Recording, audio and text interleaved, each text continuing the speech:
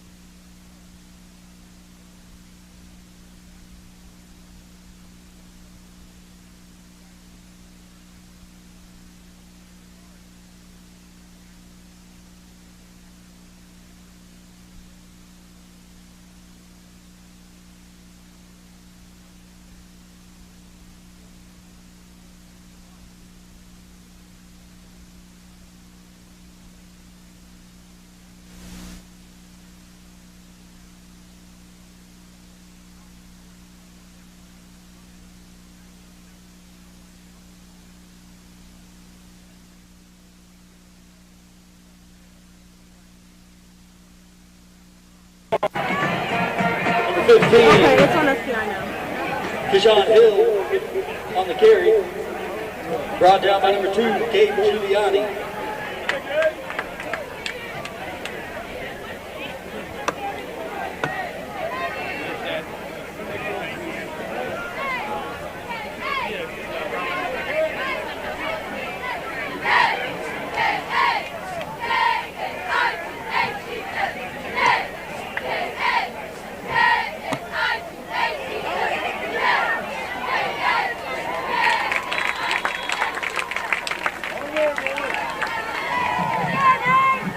Pass complete to number 5, David Matthews.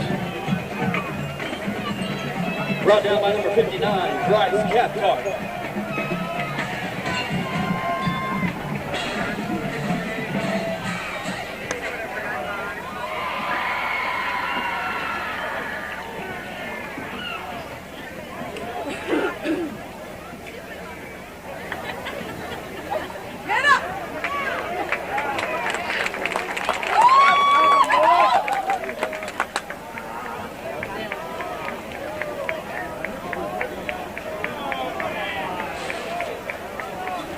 Number 5, David Matthews with the carry. Brought down by number 59, Bryce Cathcart. It'll be a first down for the Hawks.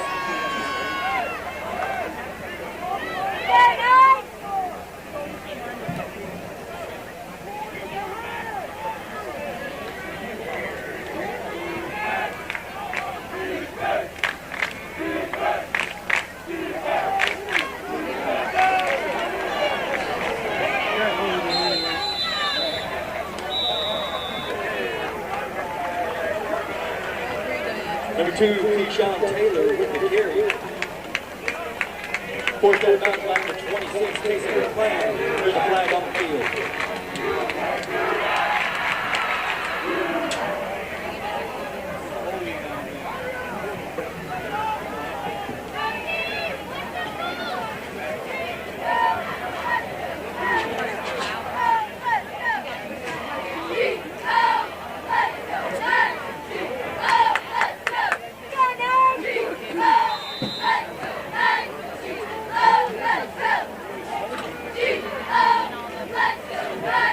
Let's go!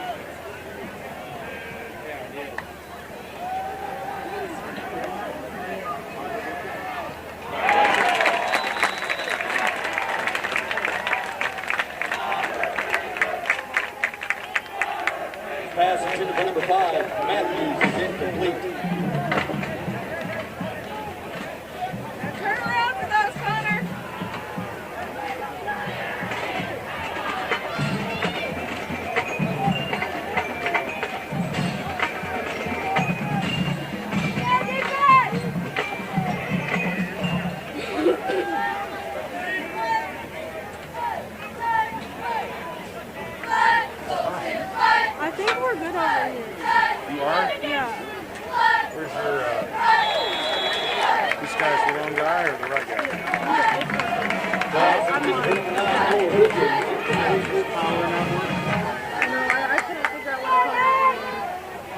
Okay.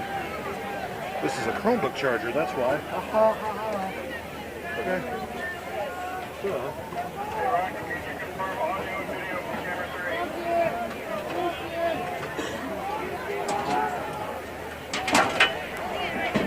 Back to punt for the Hawks, number 5. Taylor Matthews. Back to the Seas for the Knights. Taylor Reese.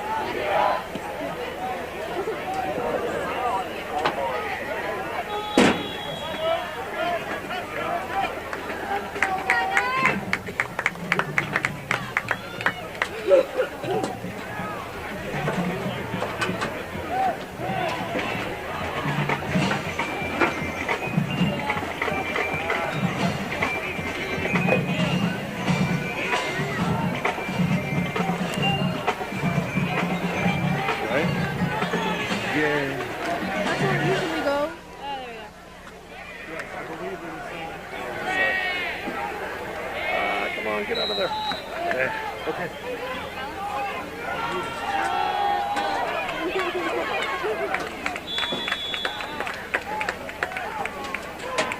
Number 26, Casey McClain with the carry. Brought down by number 9, Noah Rizzo.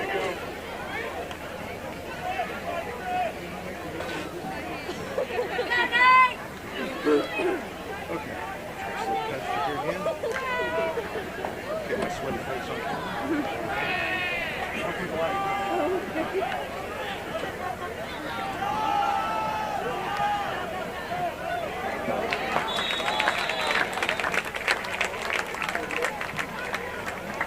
Number 26, Casey McClain with the carry. Stopped by number 7, Isaiah Jones.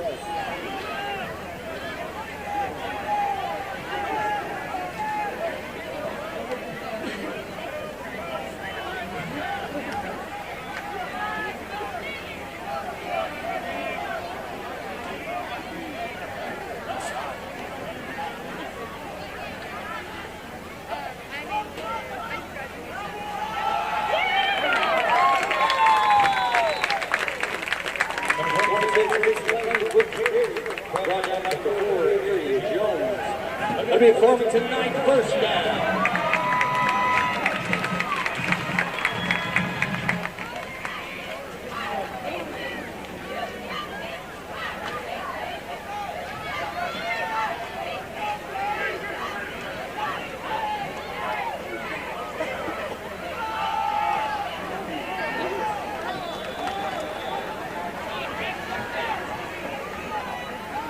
Number 26, Casey McClain with the carry. Stopped by number 7, Isaiah Jones.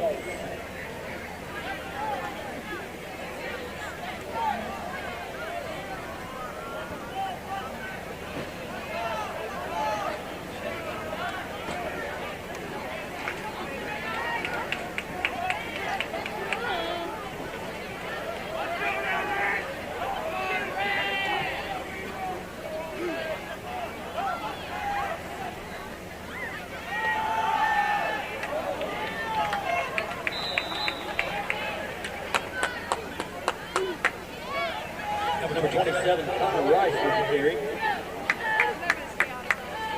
Stopped out by number 58, Corey Phillips.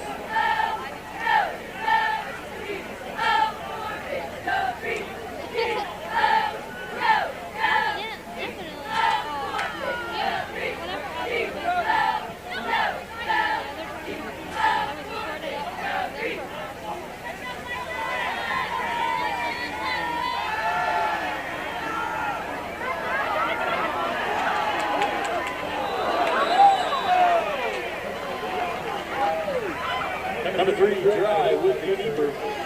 Stopped by number 51, number 51, Jamal White.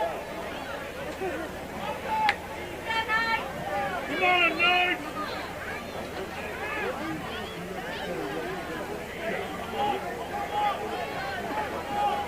Back to punt for the Knights, number 12, Ian Zoner.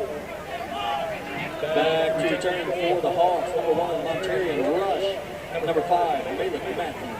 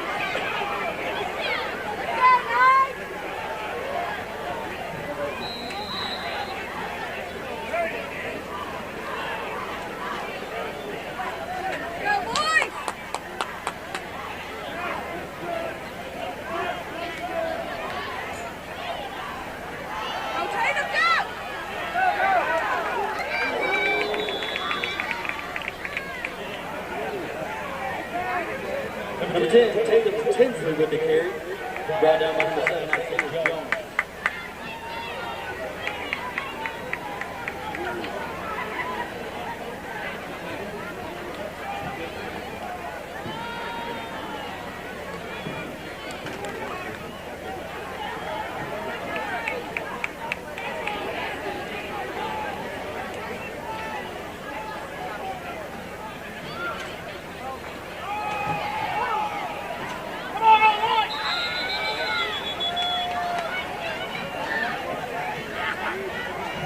Number 10, Tatum Tinsley with the carry. Brought down by number 7, Isaiah Jones.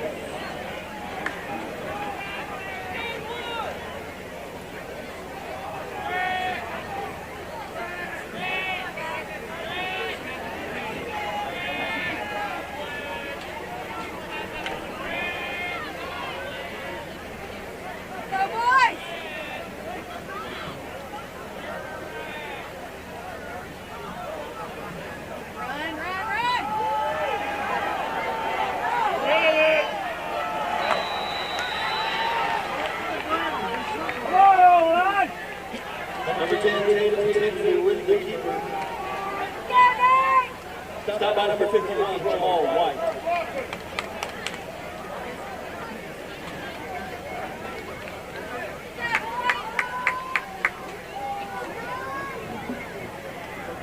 Come on, Knights!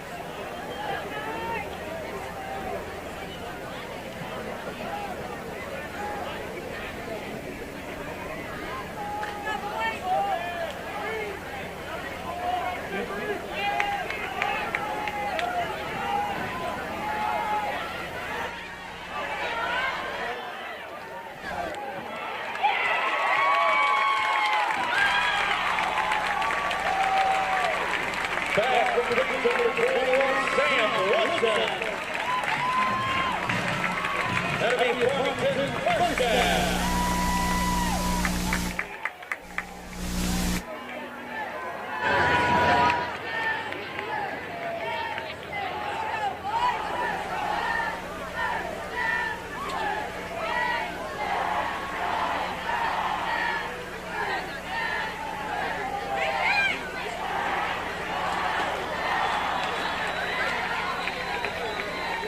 Number 10, Tatum Tinsley with the keeper. There is a flag on the field.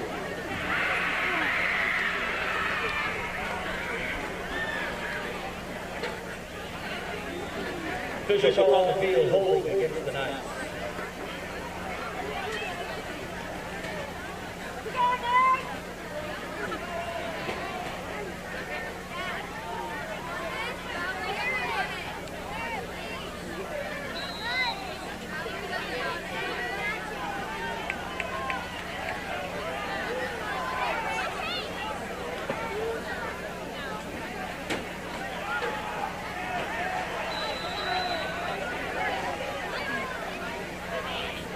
Number 26, Casey McLean with the carry, brought down by number 0, Davian Black.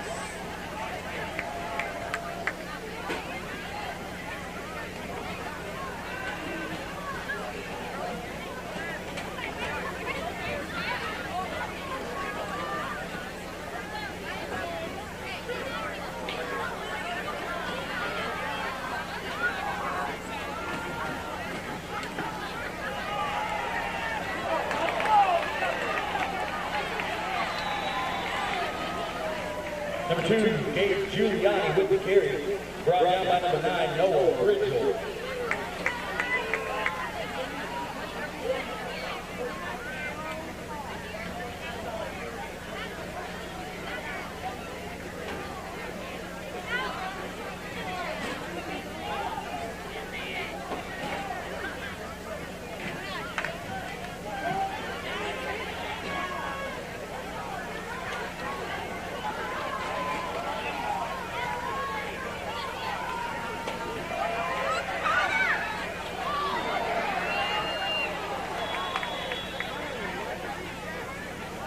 Pass intended for number 2, Gabe Giuliani is incomplete.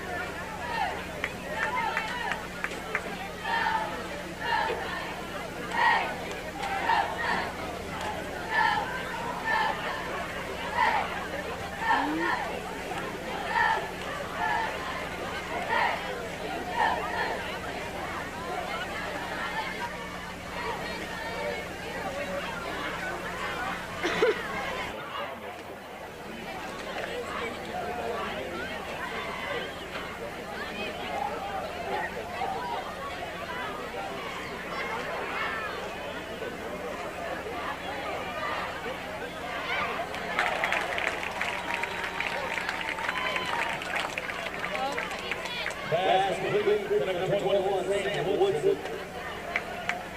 Brought down by 13 for the Hawks. Hawks will take over on that.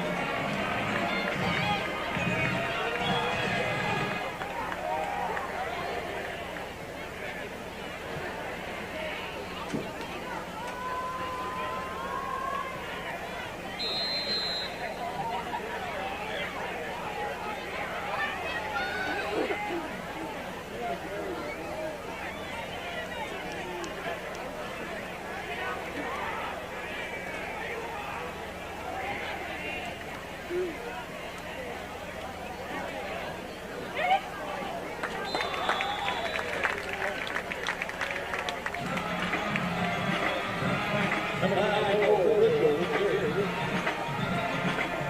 brought down by 26,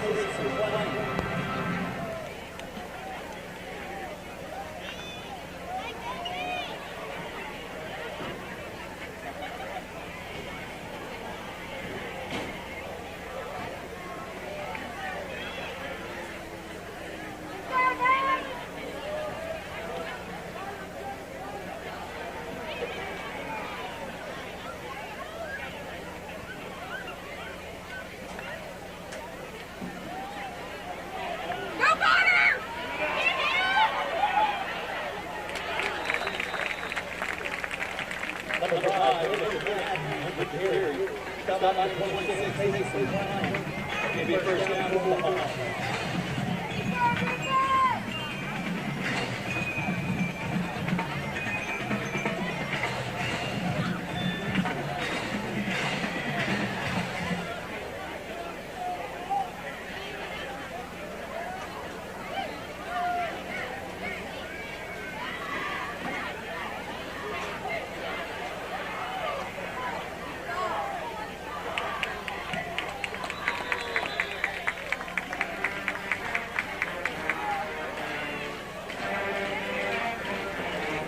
Number 9, brought down by the 52, Scott Whip.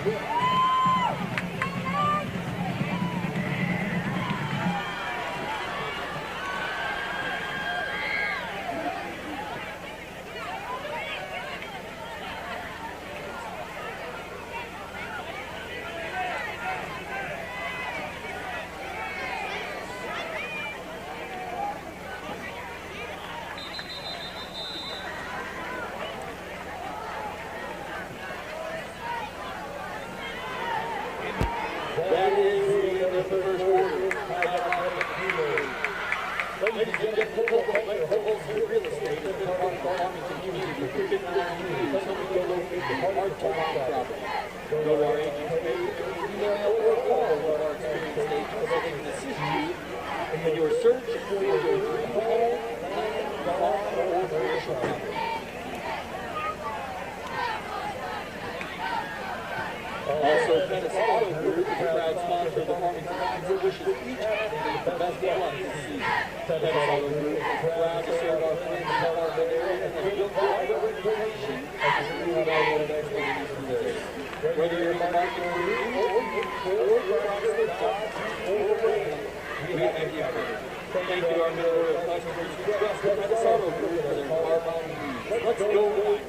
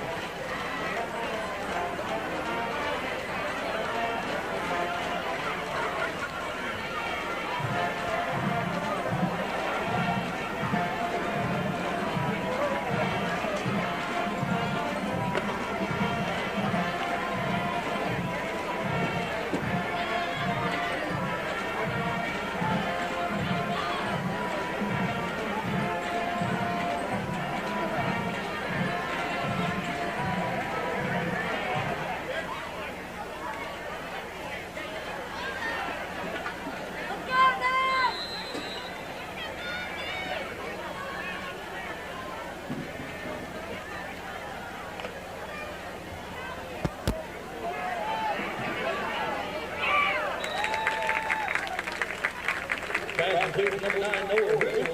Brought down number 10, Tatum.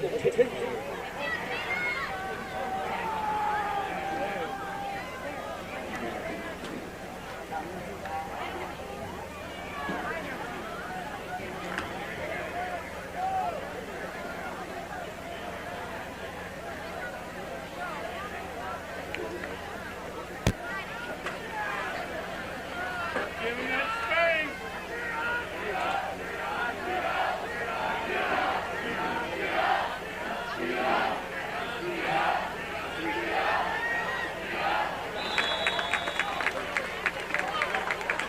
Pass intended for number 5, Matthews, incomplete. How you doing up there?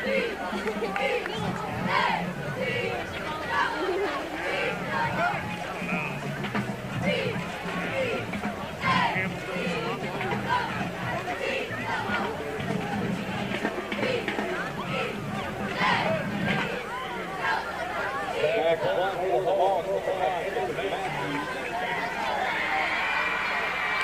Back to the senior, number 6,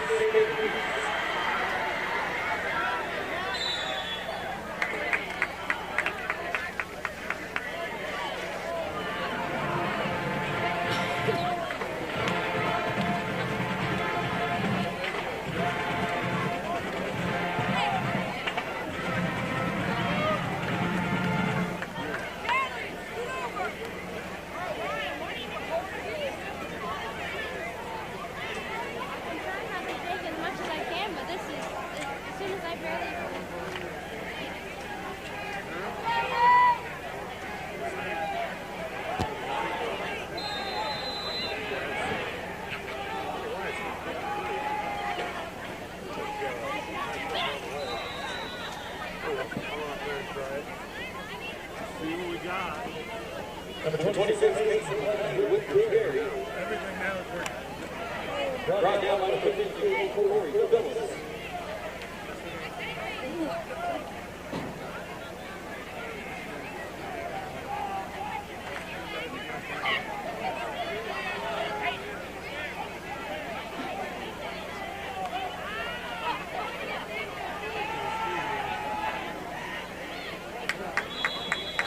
Number 26, with Gary.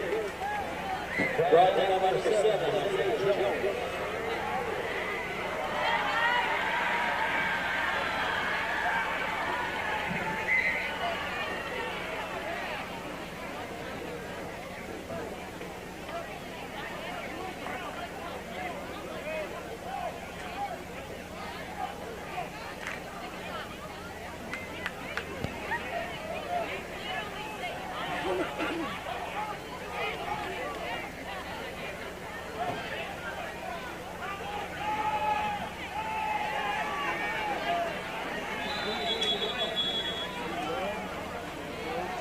Number 26, with Gary. Brought down by number 55, Braxton Sneed.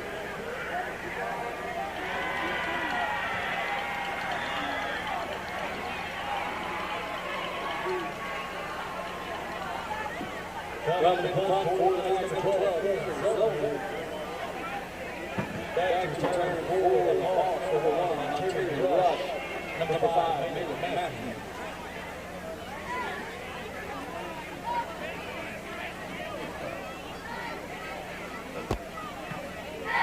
Great punt, drives this one high into the sky. They'll let it bounce, and it takes a huge Farmington hop, rolling aside the 5, the 10. Did they save it? They did not.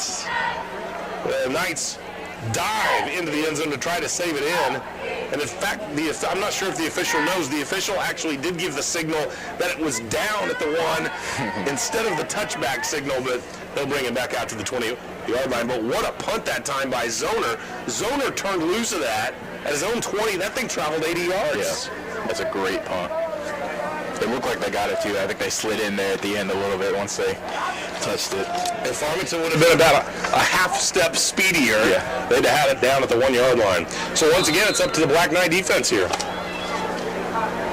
And here's Keyshawn Hill bringing the Hawks back onto the field. Ridgel going to be behind Keyshawn Taylor in this alignment. You've got Hill in the shotgun and Ridgel behind him. They'll give it to Ridgel now, off tackle right side. Ridgel's tripped up the line of scrimmage. He does manage to fall forward for a yard, but a good tackle that time by Gabe Giuliani. Gabe listed at 160 pounds, maybe. But a good job by Gabe right there.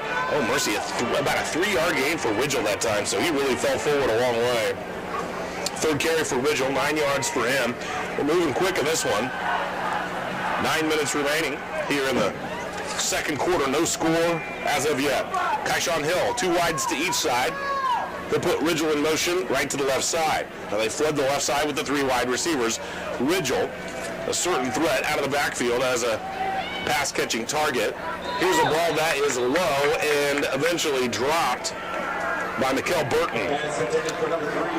So Keyshawn Hill started the game with a couple of completions. He completed one to Ridgel, who completed one to Matthews, but since that point, he's gone 0 for 5. And here's a 3rd and 7 upcoming for Lift for Life. Lift for Life pushing it from our left to our right as we look at and describe the action to you here today. The defenses have dominated so far. Hill's back in the gun once again. 2 wides to each side, and this time he flips one quickly over to the left side, but the ball near the ground, and Matthews has to dive on the ground just to catch the ball, and it in fact is going to be a completion and a loss of a yard. Boy, Hill too, that's just pitch and catch, Rothman. That's easy picking. Yeah, nobody guarding him. He's just off right now. Yeah, you should not be messing that up. Forces Lift for Life into the punting situation once again. Farmington has been in Lift for Life territory. They've not been able to find any points. Lift for Life has not yet been into Farmington territory. Knights have done a good job on the defensive side, but Farmington's offense has not gotten to its highest level yet, certainly. This is a spinning kick and angling off to the left side. It looks like Farmington will start this drive in Lift for Life territory. The Knights going to start this drive, it looks like, at the Lift for Life 46-yard line. We'll see Tatum Tinsley come back on the field for Farmington. What's lacking in the Knights' offense right now, Rothman? To be honest, it looks a little bit like blocking on the O-line wise. Got a good running back there, but he's getting met right at the line with 3-4 guys. Especially even we saw on the pass plays, they're getting back there real quick too. So you either have to block that up better, or I guess find another avenue, another spot to attack for. Or use it against them maybe and hit the outside a little bit. Yeah. Where they adjust the line of scrimmage right here. Farmington going to start at the 38-yard line of Lift for Life. So that one really angling over to the left sideline. This is Tinsley back on the field, the quarterback. Casey McClain, the running back. You've got 2 wides to each side. Tinsley threw a nice ball earlier on a 4th down pickup. But then Farmington on another 4th down after that and was not able to complete that drive. They'll give it to Tinsley this time. He fakes the jet sweep handoff to Giuliani and then goes right down the middle. And Rothman, you said use their aggressiveness against them. That's exactly what they did right there. Definitely. A gain of 7 for Tinsley. A nice run to be certain, but really a nice play call as you allow the aggressiveness to follow that initial would-be ball carrier, and Tinsley punches it right past him on the misdirection. So Twins to each side once again. Rice is the motion man. And once again, Tinsley runs the same play, this time to the right side, and he dives down to the 20-yard line. It's a gain of 11 yards. Exact same play the other way. It works, might as well do it. It's good to see now we're starting to get into the third offensive drive, so you can start to see what their defense is going to do and start to use that against them now. And once you do that, maybe they're not quite as tough in the middle because maybe they're waiting account now. Yeah. So Farmington with another first down. That's a Caldwell Banker Holsey Real Estate first down. They move this down. 7:09 remaining in the first half of play. Farmington looking for the first score of the ball game. Tatum Tinsley with back-to-back runs for the Knights. They fake the jet sweep. Tinsley takes it up the middle. They'll empty the backfield now, and Tinsley's all alone. He fakes the jet sweep again, but they said, all right, we saw it once, we saw it twice, not a third time. Corey Phillips envelops Tinsley that time and rips him down after a 1-yard gain. You got to be a sucker to fall forward every time. Yeah. Tinsley with 6 carries, He's got 10 total yards. He has been sacked behind the line a couple of times. So Farmington with maybe a yard gain there, bringing up a 2nd and 10. The Knights run really the exact same play. They just do it out of a different formation that time. And now they've got trips to the right, a tight end, and they'll run the option to the right side here. Tinsley keeps it to the 10, puts his head down to the 8-yard line. This is a sophomore that is not afraid. I think he's going to have enough for a first down on a gain of 11 yards. Very decisive play by Tinsley there. And that's what you like to see with this offense. Make that decision, make your read, make your decision, and put your head down and go. It's one of those speed options, not the triple option where they will ride the fullback through the hole and then come with another man on the pitch man. That was that speed option where Tinsley sprints out and Casey McLean then becomes the pitch man. So 1st and goal for the Knights at the 8-yard line. And Tinsley's been the man to run the ball. He takes it again to the 5, the 4, to the 3, to the 2, to the 1, and Tinsley into the end zone. An 8-yard touchdown run. It's the Tatum-Tinsley drive. All TT on that one, and he gets into the end zone to put Farmington on top, 6-0 at the 5:52 mark of the 2nd quarter of play. Well, Tatum's got to be a little tired right now, I would think. Oh, mercy. Erase the touchdown. Erase the touchdown by the Knights. It's never good having one of those called back. It's not a good feeling. Especially for the guy the flag's on. He feels terrible. I mean, I'm sure that never happened to you. No. All the time, no. I definitely had a couple of penalties. You would have heard about it at home that night. Oh, yeah, probably. definitely. Erase the penalty on the holding call, folks. So Farmington has the 8-yard penalty erased, and now it's a 1st and goal for the 15. Tinsley, option play right side again. And once again, he runs the keeper and gets down to the 10. So a 5-yard gain from Tatum Tinsley. Of course, we're referring to Rothman's twin brother, Royce, the tremendous brotherly duo that starred for the Knights a few years ago. And I hear there's kind of a little brother coming on. Not really little, though. No, not at all. He's pretty big, and he's definitely going to be bigger.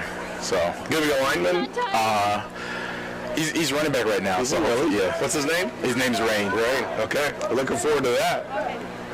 Farmington gives it and fakes it and pitches it. Now Giuliani, great play as Giuliani gets the 9-yard line. But how about that tackle by Monteri and rush right there on the outside? It was a great play. They're going to be making it to all 3 levels of that option. They've got, I'll tell you what, this Live for Life team has strength inside and speed to the outside. Yeah. I mean, they're a well put together football team. An excellent defense to play against this type of offense. But And you know what? You not only have to have athleticism against the option, you have to play intelligent responsibility football, right? we were talking about earlier using their aggressiveness against them, and that offense works perfectly for it, because if they're not going to sit there and respect every single level of it and sit there and stay home, then we're going to use that against them and exploit it. 3rd and goal for the 9. Tinsley fires it toward the end zone, but this one's picked off. And so Farmington once again gets into Live for Life territory. This time they get all the way inside of the 10-yard line, and Mikkel Burton picks it off at the goal line. Well, the Knights have had opportunities to put points on the board, but they've not been able to capitalize yet. The black-shirted defense is keeping them in it. Great pick by Mikkel Burton. That's his 3rd interception of the season already. We haven't had the ability to do one of those Gilster Mary Lee drive recaps yet from Rothman Harris. Hopefully we'll get one of those, well, soon, but maybe not right now with the ball going to the Live for Life Hawks. Live for Life with the ball. 1st and 10 for Live for Life between the 5 and the 6-yard line. Hill back of the shotgun. His heels on the goal line. Ridgel behind him. Ridgel takes it off tackle right side. He fumbles the ball, and Farmington has it. The Knights recover it at the 14-yard line. Cason McLean. And they're going to say Ridgel was down before it came loose. Oh. And he may have been. A gain of 4 yards. No Knights even touched him right there. He actually tripped on the heels of his teammate who was in front of him, and then fumbled the football. He very well maybe could have hit the ground before that thing came loose. It looked like it was close there. Farmington could have had that thing back after throwing the interception out the goal line. What a costly turnover for the Knights. One wide to each side. And a 2nd and 6 here for Live for Life. Hill with the running back off of his right hip. That's Ridgel. Ridgel gets it, tries to take it to the outside of the left side. He gets to the 10, hauled down at the 12-yard line. A one-on-one tackle by guess who? Tatum Tinsley, who's playing a very good defensive game on a gain of 4 yards by Ridgel. 5 carries for Ridgel, 17 yards. Here's a guy averaging 10.4 yards per carry on the season. Black Knight's doing a pretty nice job against him. And Tinsley doing, I know what Eric Krupe says, he uses this word a lot, fill and fit. Yeah. And Tatum Tinsley does a great job of filling and fitting from the safety spot. Definitely, especially on that play. It looked like he came from the backside all the way to make that play. So does a really great job of that. A 3rd and 3 here for Live for Life. And they bring Xavier Gines into the backfield. Twins to the left side, trips one man off to the right side, and they give us to Gines. Gines at the 10, looking for the 15, gets to the outside 20, picks up a block, but tackled from behind at the 21-yard line. Nice one-on-one tackling that time by Case and McLean. And then McLean and Gines a little fist bump after the play. A little respect out there. I kind of like to see that. Good sportsmanship, guys. A good game by Gines on a gain of 8 yards. 2:42 remaining here in the first half of play. And no score as of yet. This game is going fast with nobody scoring. And the team's largely keeping the football with a ground game. They bring an extra lineman into the backfield. I mean, they are thick and heavy. And this is Gines testing the left side this time. He's ripped down at the 24-yard line. Connor Rice right there, along with Damian Cabrera. Damian Cabrera having a wonderful season so far. 4 sacks for him, averaging nearly 10 tackles per ball game. Gain of 2 for Gines. Defense is dominating here in this one. If you had told me that we would have been scoreless with 2 minutes left in the first half, I would not have guessed it here in this one, especially knowing the Farmington offense and the success that they've had this year. Here's a 2nd and 8 for Live for Life. Live for Life working from their left hash mark, working from the left to the right side. And they fake it to Gines. They flip the ball down the field, and the pass is complete. Did the receiver keep it all the way in? He did. A gain of 40 yards to Arian Jones. The aptly named Arian Jones with the 40-yard catch right there. I thought the coverage was fantastic by Zoner, and Jones just flat held on to it. Yeah, that was a great play, a defensive play too. Almost got the ball out. A legal man downfield. So we had a Farmington touchdown called back for a hold, and now we've got a 40-yard pass play called back by Live for Life for a legal man downfield. I mean, penalties. We haven't been rife with penalties, but they've been so costly for each side. They can make or break it, even if there's only a few. Turnovers certainly have hurt the Knights. I mean, throwing that interception at the goal line, trying to go in, definitely hurt. 2nd and 10 now here for Live for Life. Well, I thought Zoner had great coverage. What a great catch that time by Jones, but you almost feel bad for him with that illegal man downfield. 1 wide to each side, 2 flankers to the left as well, and 1 running back off the left hip of the quarterback, Hill. That's Matthews. So 2nd and 10 here, the 22-yard line. Good job picking up the blitz. They'll do the same time. The long ball over to the right side. Tinsley picks it off at the 50. Here he comes to the 40, the 30, and ripped out of bounds at the 20-yard line. But a 30-yard interception return by Tatum Tinsley. But Tinsley threw one to the goal line, and he makes amends by picking one off for the Knights on the very next possession. And Farmington once again has the ball deep in Live for Life territory. And Rothman with 1:09 remaining in the first half. I mean, at some point, Farmington has got to make this pay off here. Yeah, that's an excellent play right there. Puts them in nice position. And interception by Tinsley. The Knights looking at a 1st and 10 at the 20-yard line of Live for Life. Brett Dry back in at quarterback. Hands it off to Cason McLean. McLean breaks the tackle. Dives forward to the 14-yard line. A gain of 7 for Cason McLean. And perhaps the best blocked play of the night. Yeah, definitely. Nice little hole opening up for him. Which if we keep doing that, should have no problem. So they'll move it back a yard.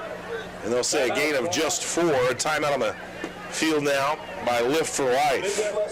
56 seconds remaining here in the first half. No score as of yet, but a huge interception by Tatum Tinsley. Tinsley threw an interception on the goal line. He was picked off by Mikkel Burton. So Lift for Life gets it back. They complete a 40-yard pass down the field. An illegal man downfield nullifies that. Then they go back to the long ball on the other side. And Tinsley rovers over from his safety position, picks that one off at midfield, runs it back 30 yards, and Farmington now in business once again. And I've got to think if Zoner is healthy, if Farmington can't pick this up, you got to be looking for some points in some way before the end of the first half here. Definitely. A good game by Kason McLean on the last run. He's got 28 yards rushing on 9 tries. Really only 3 yards of carry for Kason in this ball game. The yards have been very difficult for him to come by in this ball game. Tinsley found some avenues to run in the last possession. 2 wide to the left, 1 to the right side. We've got a power blocker in this alignment, and Hunter Hastings to the right side as well. They give us to McLean. Comes off of the block. He's to the 10. McLean puts his head down. Slams his way down to the 6-yard line. Move the sticks for the Knights. It's a gain of 9 yards by Kason McLean. And we maybe have seen that alignment once. I like the alignment. It's Hunter Hastings threw a good lead block there. There's a nice block right there. Gave him plenty of time to make his decision which way to go. 37 yards rushing for McLean. Farmington going to call a timeout now. You've got a 1st and goal for the Knights, just outside of the 5-yard line. Let's step aside real quick, and we're back in 30 seconds right here on KREI.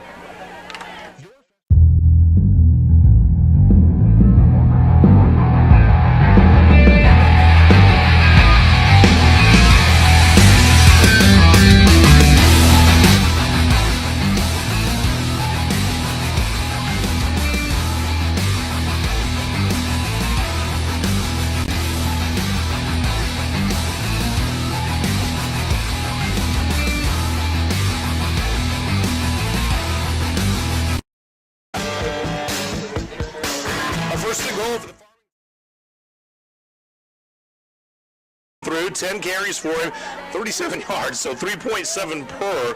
But Farmington has had opportunities all night long in Lift for Life territory. They've not been able to find the end zone yet. You know, these Knights would like to punch one in right here with less than a minute to go here in the first half of play. So you got quarterback Brett Dry, once again, blocking back. Hunter Hastings sets up on the left side, and Kason McLean is the fullback. 2 wides to the right side and 1 man off to the left. The handoff is to McLean. McLean puts his head down, but he also is driven down at the 8-yard line. Another big hit that time by that Lift for Life defense, and that's Corey Phillips. Boy, you've got to credit Lift for Life. Once they see something, they learn fast. Loss of a yard for McLean. Knights looking at a 3rd and goal from the 9-yard line. Option play, right side. Hastings has it to the 5, cuts back, puts his head down to the 3, and tackled with 20 seconds remaining in the first half. A timeout by the Knights. Going to put the coaching hat on you, Rothman Harris. Farmington has been inside Lift for Life territory all night. They've been inside the 10 twice. You're at the 3-yard line. Now they say it's 3rd down. Okay, I thought it was 4th down. No, it's 3rd. So yeah, there's no question here. So let's say they don't get it. Are you kicking or are you going? I'd probably kick, especially at half, with the score being the way it is. I think I'm going to kick. If you get that far. Yeah. What if you get down to the 1 here on 3rd down? Down at the 1, I think we're going to go for it. That's why those coaches have those tough decisions. Exactly, yeah. Well, the Knights desperately looking for a score right here. A good run by Hastings right there. Did manage to gain 4 yards. Hastings, one of 3 seniors who have come out for football for the first time. You've got Parker Brooks, Hunter Hastings among those guys. So Farmington, after the timeout, they'll send 2 wides to the left side. You've got Sam Woodson and Gabe Giuliani over on that left side. Hastings is a tight end to the right. You've got Brett Dry as the quarterback here. They're on the option play left side. Dry keeps it, digging for the end zone, and he's inside of the 1. I mean, he is on the shadow of the goal line with 10 seconds remaining here in the first half. Inside of the one. Rothman says you got to go. Got to go for it. Looks like the clock was still running a little bit there. Yeah. They called a timeout. We're going to keep it right here. Is this a conversation, Rothman? You've been in these huddles. You're inside of the 1 yard line. It's 4th and goal. Inside of the 1, 3 seconds left. Are you talking to the lineman saying, guys, just get us a yard here? And this is one of those situations where you just have to do it. There's nothing, no play call, nothing. We know what we're going to do. You're running it, and it's just you have to get it in. There's no excuse otherwise. No reason not to, especially only 1 yard on the goal line. They're going against some headbusters, though. Antro Clay, DeMonte Holmes, Corey Phillips. Those guys have been doing an excellent job up the middle. It'll be interesting to see what the play call is here. In a situation like this, you just got to get it done, though. I mean, I think you got to go too. I have to agree with you. But think about what a lift it would be for Lift for Life if you could stop Farmington here. I mean, you're going in to the locker room feeling great, just thinking, all right, they've done everything. And we've stopped everything. And then we've stopped them all the time. So 3 seconds left in the first half. 0-0. Farmington with a 4th and goal inside of the 1 yard line. You've got Rice, you've got Dry, and you've got Gabe Giuliani all in front of Kason McLean, and they just try to push the quarterback into the end zone, and does he get there? Farmington thinks that he got there. The officials have made no signal, and Live for Life has held the Knights out. They stuffed them, they slammed them.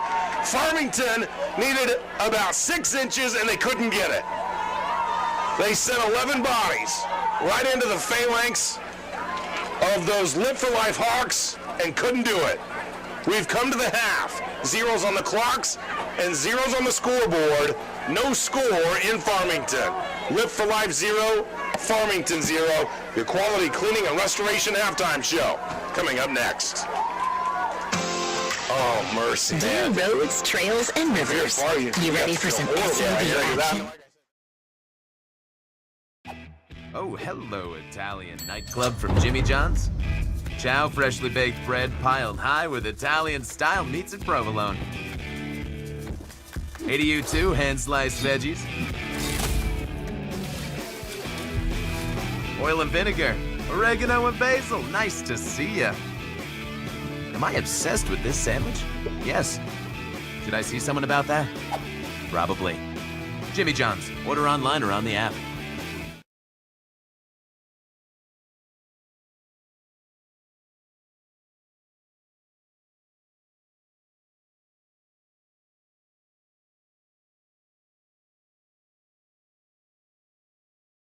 Tonight, Nightline will be performing a palm routine to Whistle and Work. Ladies and gentlemen, your nationally ranked Nightline. Ladies, your music is on. Work your bamba, hold it faster. Work your bamba, get harder. Work your bamba, hold it faster. Work your bamba, get harder. Roll it, roll it, roll it, roll it, roll it, roll it, roll it, roll it.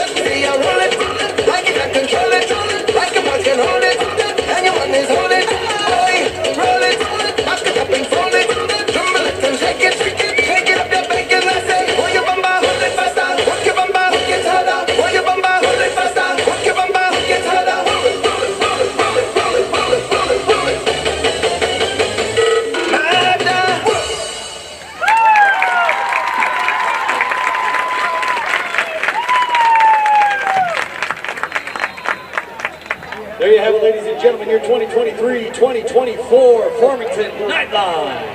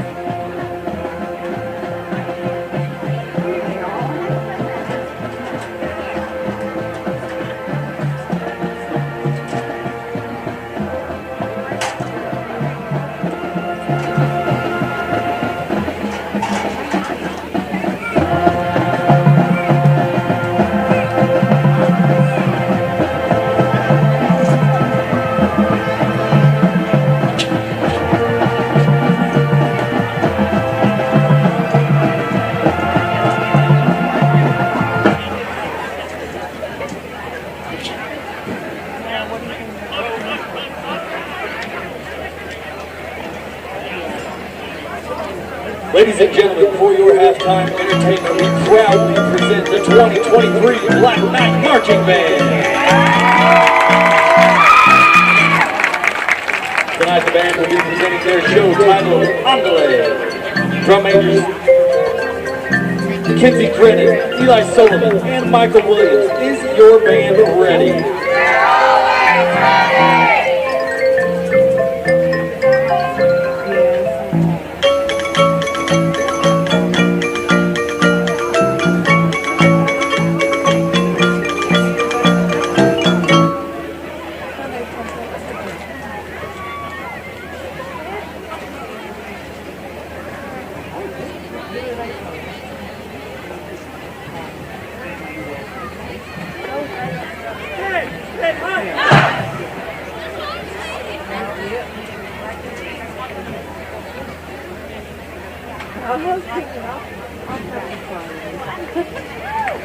Black Knight Marching Band, you may take your seat.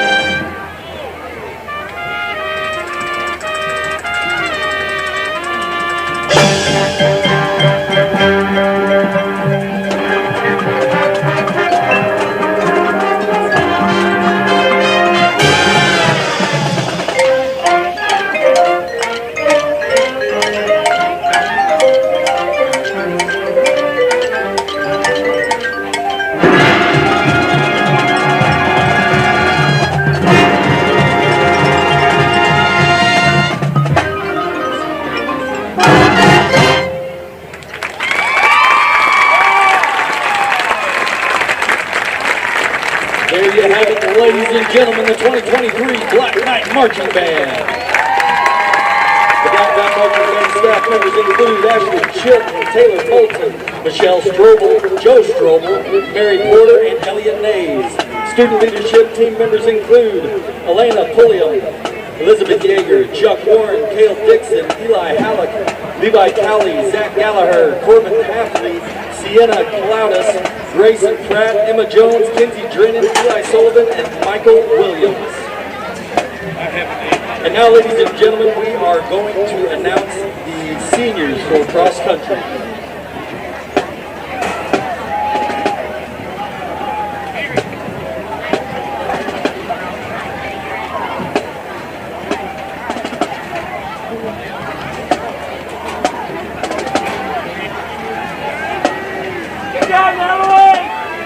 Is this good?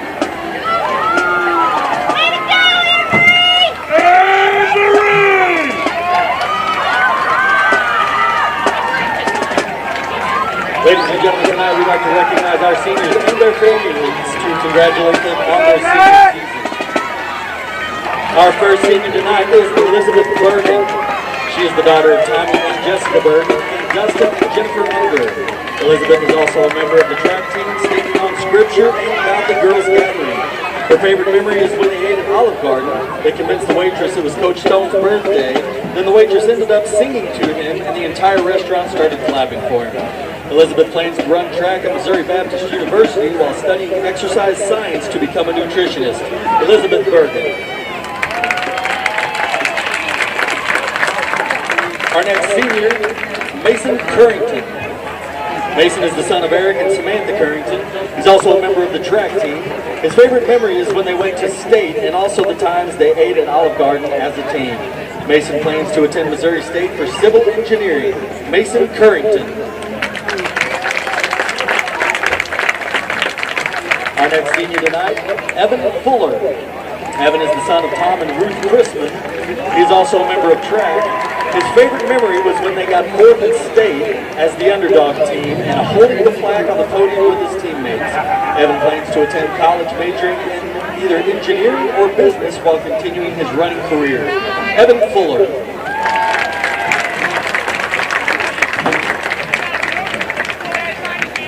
Our next senior tonight is Caden Kimbrough. Caden is the son of James and Shante Kimbrough. He is also a member of track, National Honor Society, JROTC, and Knights in Action. His favorite memories are the overnight meets. Caden plans to join the National Guard after graduating from high school. Caden Kimbrough.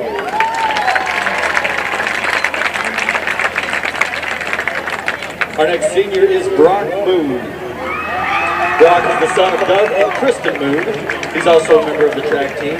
His favorite memories are the team dinners before weekend meets. Brock plans to attend Northwest Missouri State to obtain his teaching degree. Brock Moon. Our next senior is Anthony Dragasser. Anthony's the son of John Daugherty and Leslie Grout. He's also a member of the track team. His favorite memories are the bus rides home from meets. Anthony plans to attend Mineral Area College to pursue the medical field. Anthony Dragasser.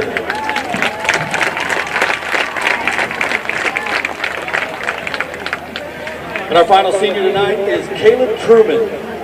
Caleb is the son of Marcus and Jennifer Truman. He is also a member of the track team. Caleb's favorite memory is when he finished a 5K with the last 200-meter sprint. Caleb plans to attend MAC after graduation. Caleb Truman.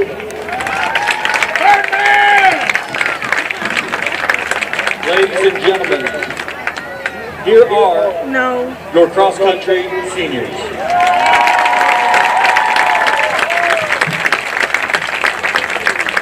Let's not do that.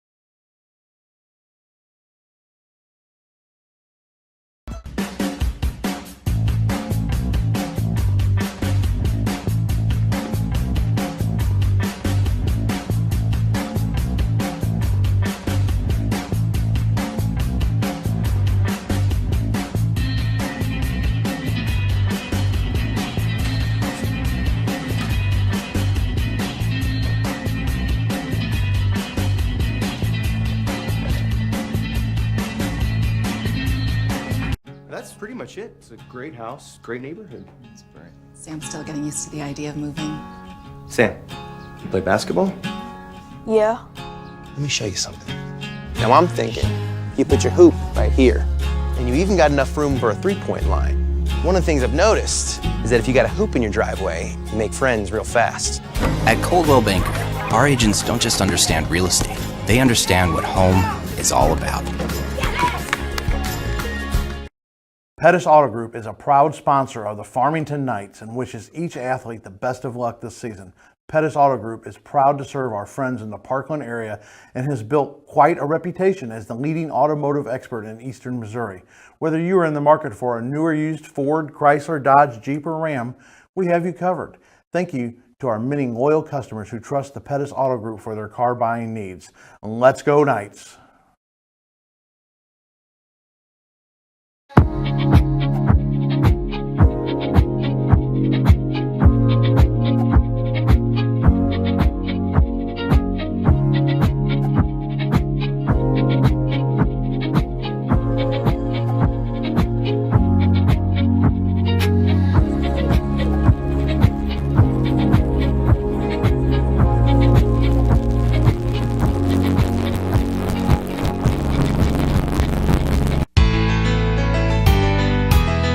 Banking with people like you, Unico Bank.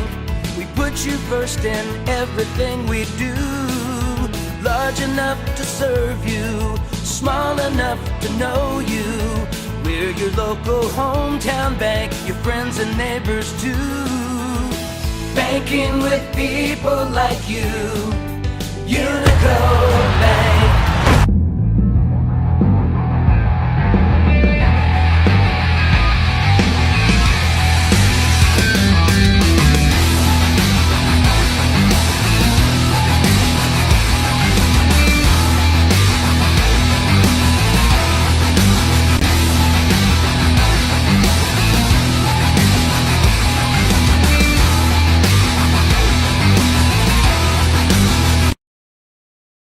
McLean and Connor Rice to return the kickoff. And stepping out to boot it away for Lift for Life is Malik Matthews. The Knights have seen kind of different areas of success throughout the ballgame. Tatum Tinsley had a few lanes to run through. Now, Kason McLean has received the ball more than anybody else. He's got 11 carries for only 36 yards, so it's been really tough sledding for him. Let's see what the coverage is like for Lift for Life here as we start this second half of play. No score, and we're starting the third quarter here at Hale Memorial Stadium. And booting it away is Mikkel Matthews. Matthews swings the right leg, gets a line drive kick, sliding through the middle of the field and bouncing into the end zone. So the Knights will start the second half at their own 20-yard line. I'd like to thank some sponsors real quick, and they include TNT and Moving Services, Farmington, Best Drive, Farmington, Abundant Blessings from Preschool and Daycare of Park Hills, Twins Barbecue of Farmington, Homes by Tanya K of Farmington, Hood's Discount Home Center, Farmington and Festus, Caldwell Banker, Olsey Real Estate of Farmington, Gilster Mary Lee, Jimmy John's Football of Farmington and Cape Girardeau, and Jimmy John's powering up a broadcast team, providing us with the great sandwich packs they have with cookies and pickles and chips and all the good stuff. Brett Dry brings the offense out. Kason McLean right behind him and two wide receivers to each side. Wright's the motion man. He becomes the pitch man if it gets there. Kason McLean gets that first handoff, slugs it up the middle, but once again, not a lot of room for him to run. It's a gain of 2 yards. Maybe call it 3 to the 23. What type of adjustments, Rothman, as you played on the line, what type of adjustments could Farmington make at halftime with their line play? Honestly, it's more of they're not going to be switching up a lot. It's going to be more of identifying those responsibilities that they were probably missing in the first half, and then they get the chance to look at it and go in there and talk about it and really clarify what their responsibilities are and who they're supposed to be blocking. But now this is a keeper by Dry. And Dry does a nice job with the ball fake, but then when he slams into the middle, he had an opening for a moment, but the door slammed shut by Burton on a gain of another 2 yards. Farmington traditionally, under this coaching staff certainly, has been a pretty good adjustment team at the half. So we'll see if they can make some of those adjustments here in the second half. Dry gains 2 yards there. He is a -5 for the ball game. And Brett is a guy that is a terrific runner. He's a guy that averages about 90 yards per ball game rushing, and that's even after missing most of the game last week against Sykeston when he went out with an ankle injury. 3rd and long, 3rd and 6 for the Knights. Dry gets it, middle of the pocket, looks, fires, in and out of the hands of Giuliani. That's the bad news. The good news for the Knights, though, is that it was also in and out of the hands of Arian Jones, who also had a chance to pick the ball off. But the Farmington offense, which hasn't necessarily been stuffed all night, but which has struggled to finish, is turned away 3 and out here with punter Zoner coming back on here. Zoner will catch this at his own 10-yard line. He sailed a punt 80 yards with a big hop in the first half. Mikhail Matthews is back to return it. Snap is good. Zoner grabs a hold, sends it away. This is a medium distance punt. Farmington was able to be the benefit of a muffed punt by Live for Life in the first half. Live for Life gets away from it this time, and they'll start this drive at their own 40-yard line. Well, Farmington offense had trouble finishing drives in the first half. Live for Life really never got anything really established in the first half. They, as we said, they had one 40-yard completion, but that was nullified by an illegal man downfield penalty. Farmington has a personal foul penalty, and Live for Life also has a personal foul penalty.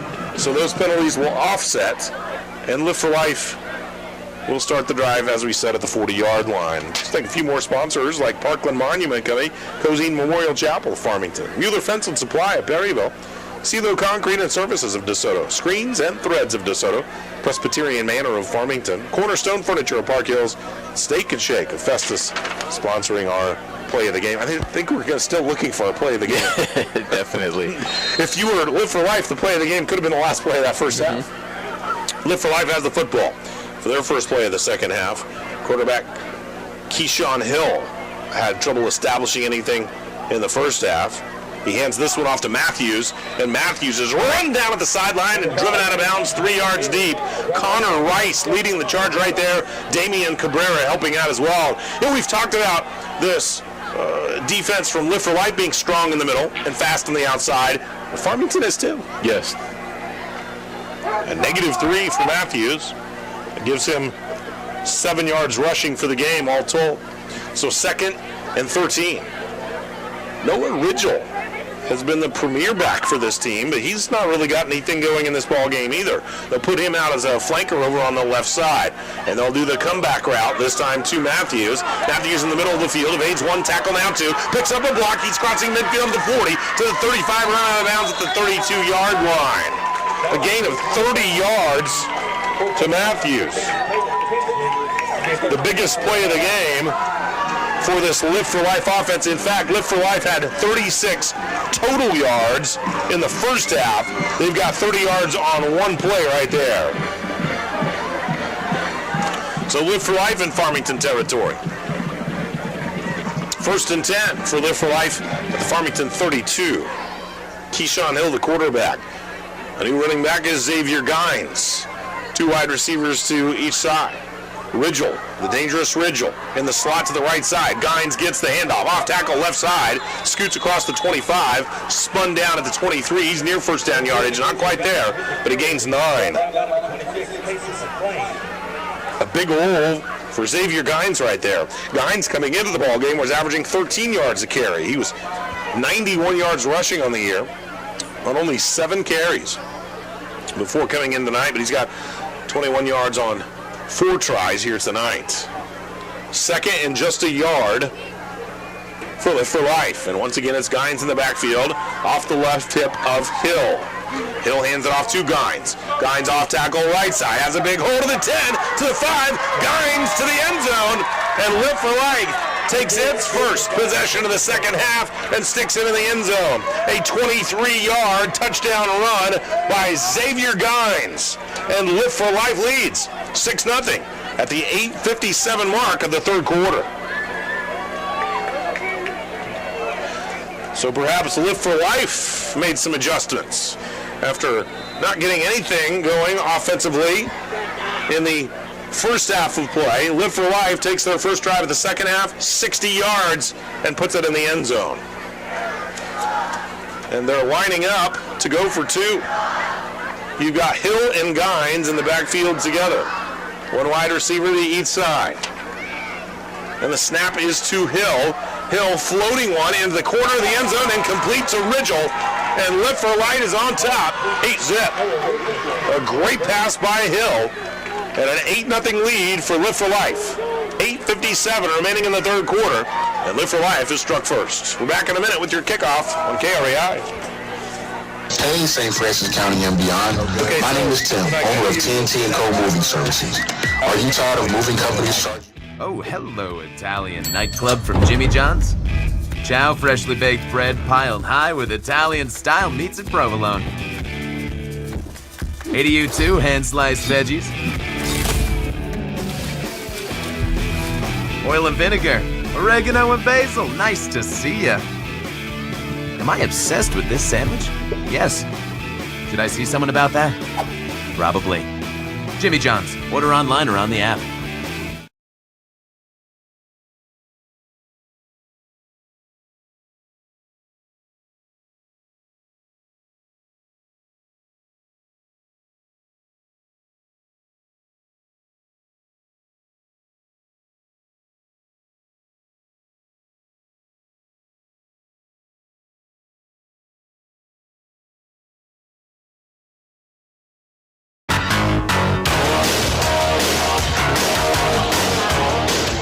Here's a blue kick by Live for Life. Farmington will get it at their own 30-yard line. And for the first time, we've got a Gilster Mary Lee drive recap. Currently hiring CDL drivers. Call Mike Walker. And Rothman, Live for Life, puts one in the end zone. Yeah, we just finished a 4-play drive for 60 yards. It ended with a 23-yard touchdown by number 10, Xavier Gines, with a successful 2-point conversion. And now the score is going in with 8:57 left in the third quarter, 8-0.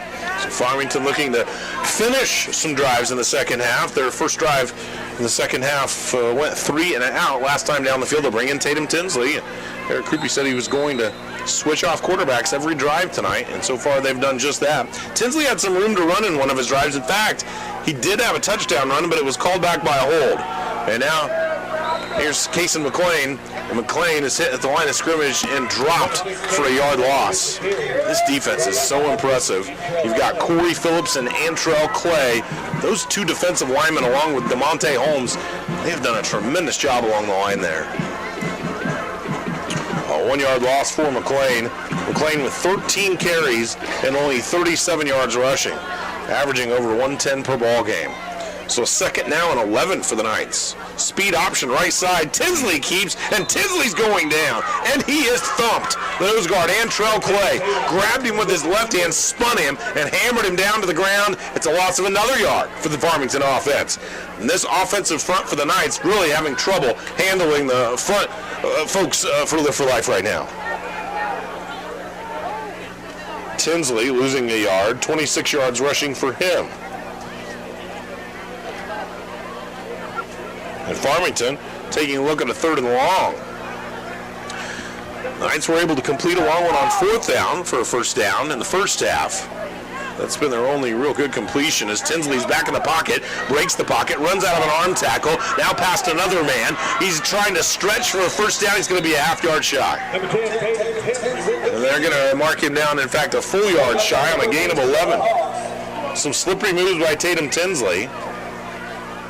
4th and a yard.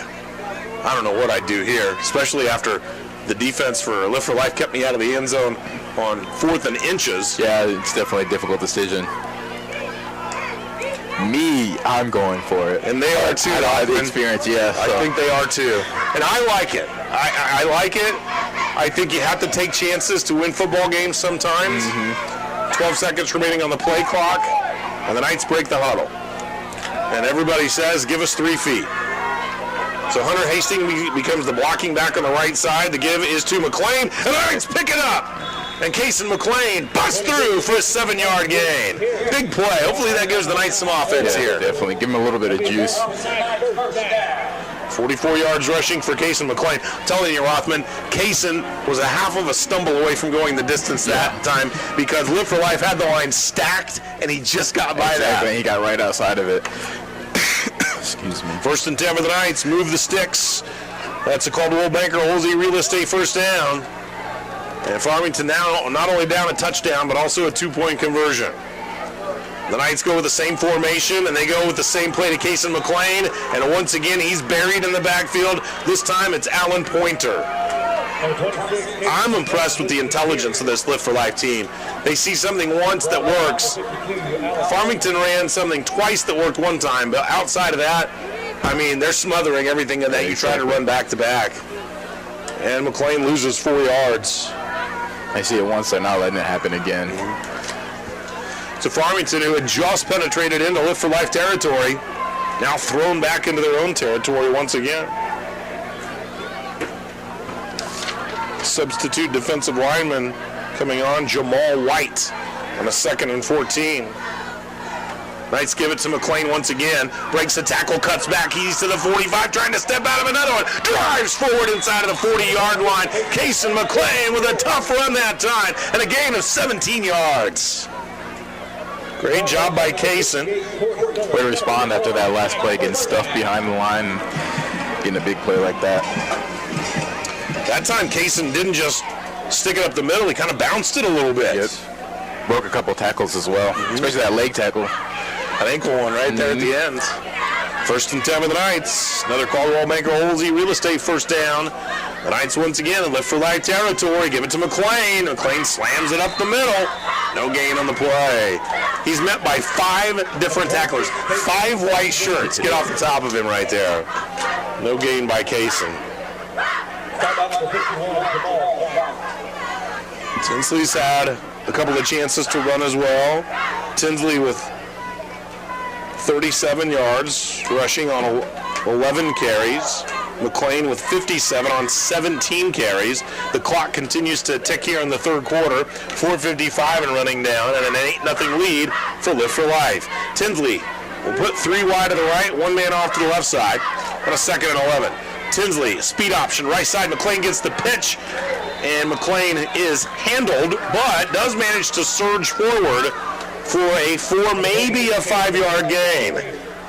Kaysen doing a nice job breaking tackles. Call it a 4, only a 3-yard gain right there. So 18 carries for Kaysen, 60 yards rushing. And a 3rd and 7 here for the Knights. You're in a lot better feel-good territory for a 4th down coming up here now that you're back in Live for Life territory. Knights have been in Live for Life territory with most of their drives tonight, though, but they've just not been able to finish one. And they run a quick curl route to the outside and a dive across the 30-yard line. Not enough for a 1st down. Sam Woodson grabs that one. Woodson has caught all the completions for Farmington. A gain of 3. And Tinsley is the one that has completed all the passes, 3 of them so far. And Knights now going forward on a 4th and 4. Ball just inside of the 30-yard line of Live for Life. Tinsley's got McLean behind him. He's got 2 wides to each side. Tinsley barks it out, surveys the defense. Brings a man in motion. They give us to McLean on a 4th and 4. Sticks his nose. Breaks 2 tackles. Punches his way down to the 30-yard line. It takes a whole team to bring him down that time. A gain of 9 yards for Kaysen McLean. And he quite simply just had more want to that time than anybody else on the field. What a run by Kaysen. He was stuck at the line, Robin. Yeah, exactly. He said he's getting that 1st down. What a tough run by Kaysen McLean. I think 8 men hit him that time. Tremendous run by Kaysen. 3 minutes and 3 seconds and counting down, and Farmington picking up 2 4th downs, each one by Kaysen McLean during this drive.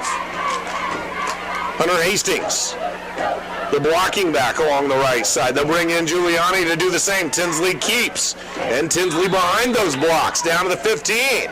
Gain of 5. Farmington throwing maybe a little bit more variety at them right now.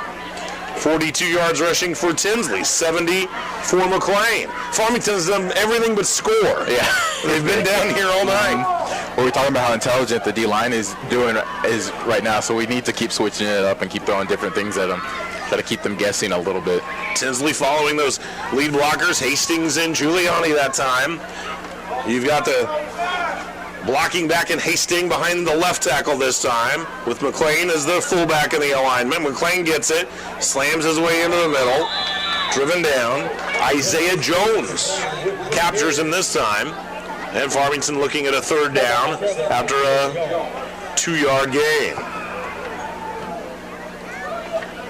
The Knights have been just tough enough to keep moving the sticks, and I like what Live for Life is doing right here too. Rothman on this long drive, they keep changing out their personnel. Exactly, keep them fresh. Well, let's see if this is a grouping that the Knights can contend with right here. Hastings, the blocking back, behind the left tackle. Once again, it's McLean. And give us to Tinsley. Tinsley pulls it, keeps it, dives across the 10-yard line, and you move the sticks again. I thought he got down to the 9. We'll see where they mark it. But the Knights have a 1st and goal at the 9-yard line. It's familiar territory. Yeah. Gain of 6 for Tinsley. But once again, Rothman, I think you mentioned it, a little variety, just something a little bit different every time. So this Live for Life defense can't jump on the same play every time. 1 minute and 13 seconds and counting down here in the third quarter, and an 8-0 lead for Live for Life. Farmington has had good success with Hastings as that blocking back. And now it's Tinsley doing the speed option to the left side. And he is met at the 9 to the line of scrimmage and pounded down. So a 2nd and goal, no gain on the play. I don't know if you have to reach into a bag of tricks right here. I mean, at some point, you've just got to win the battle at the line of scrimmage, I think. 37 seconds remaining in the third quarter. This game just flying by, with both of these teams primarily keeping it on the ground and hardly any scoring. And they continue to rotate fresh bodies over there at Live for Life. Another fresh defensive lineman comes in. That's Braxton Sneed. It's interesting how they're able to do that with a smaller team they have. You're right.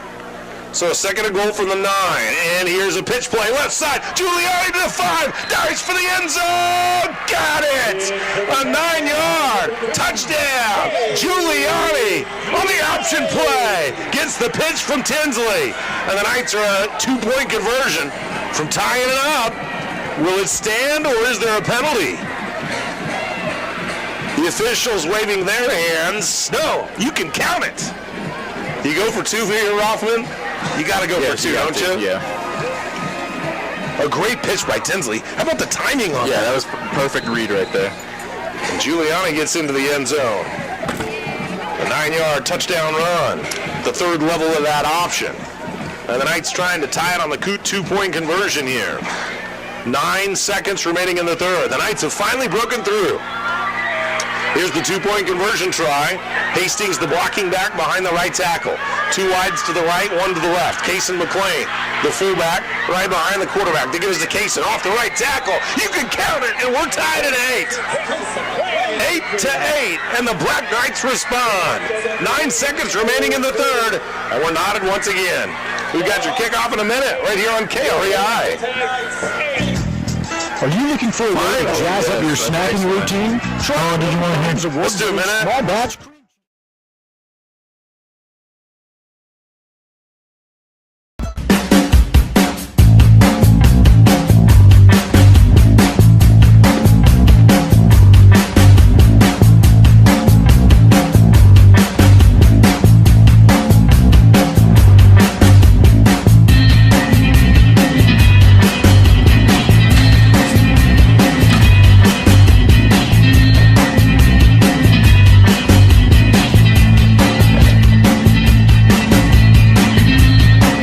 That's pretty much it. It's a great house, great neighborhood. It's great. Sam's still getting used to the idea of moving.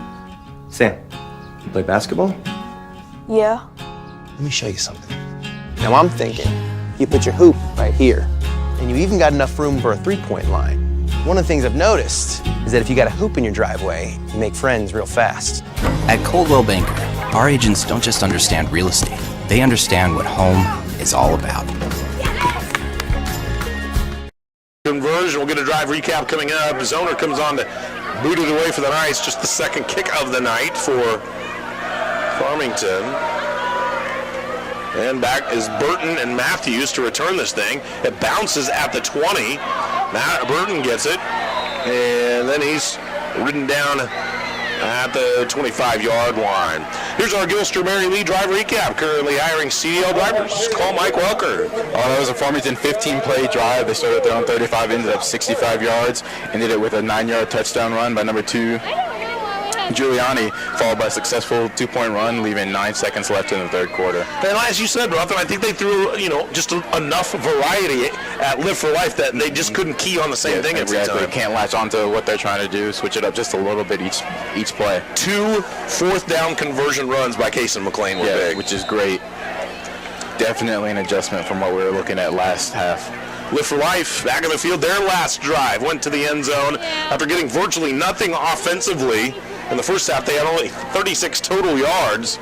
They go 60 yards in their last drive to score the first touchdown of the ball game. Twins to each side, and here's the diminutive running back, Gines. Gines is hit at the 25. There's a flag thrown into the pile.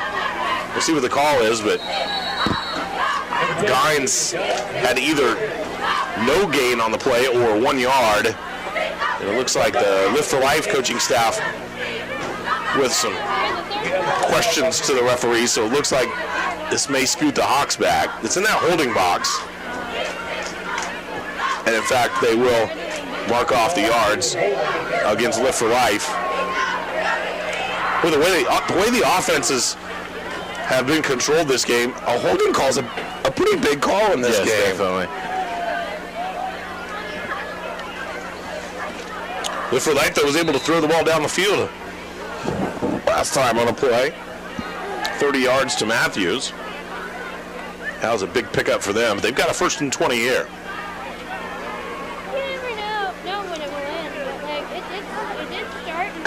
Keyshawn Hill, the quarterback. Gines, the running back, off of his right hip, trips to the right side. They've got one wide receiver off to the left. Quick pass, saw on a little tunnel screen this time, but the Knights sniffed it out. Great job that time by Mason Probst. He runs the anchor or the defensive end position that Rothman Harris used to run a lot, and nice job diagnosing that by Probst, also a sophomore. Especially being a defensive end on a play like that, you have to read it quickly to be able to get out there and make the play. Good work by Probst, 5'9", 185 pounds, sophomore. We're tied at 8, and already we're going to the fourth quarter. We'll be back to tell you about that in 1 minute right here on Super Talk 800. It's one of the fastest games yet. Pettis Auto Group is a proud sponsor of Farmington and wishes each athlete the best of luck this season. Pettis Auto Group is proud to serve our friends in the Parkland area and has built quite a reputation as the leading automotive expert in eastern Missouri. Whether you are in the market for a new or used Ford, Chrysler, Dodge, Jeep, or Ram, we have you covered. Thank you to our many loyal customers who trust the Pettis Auto Group for their car buying needs. Let's go Knights!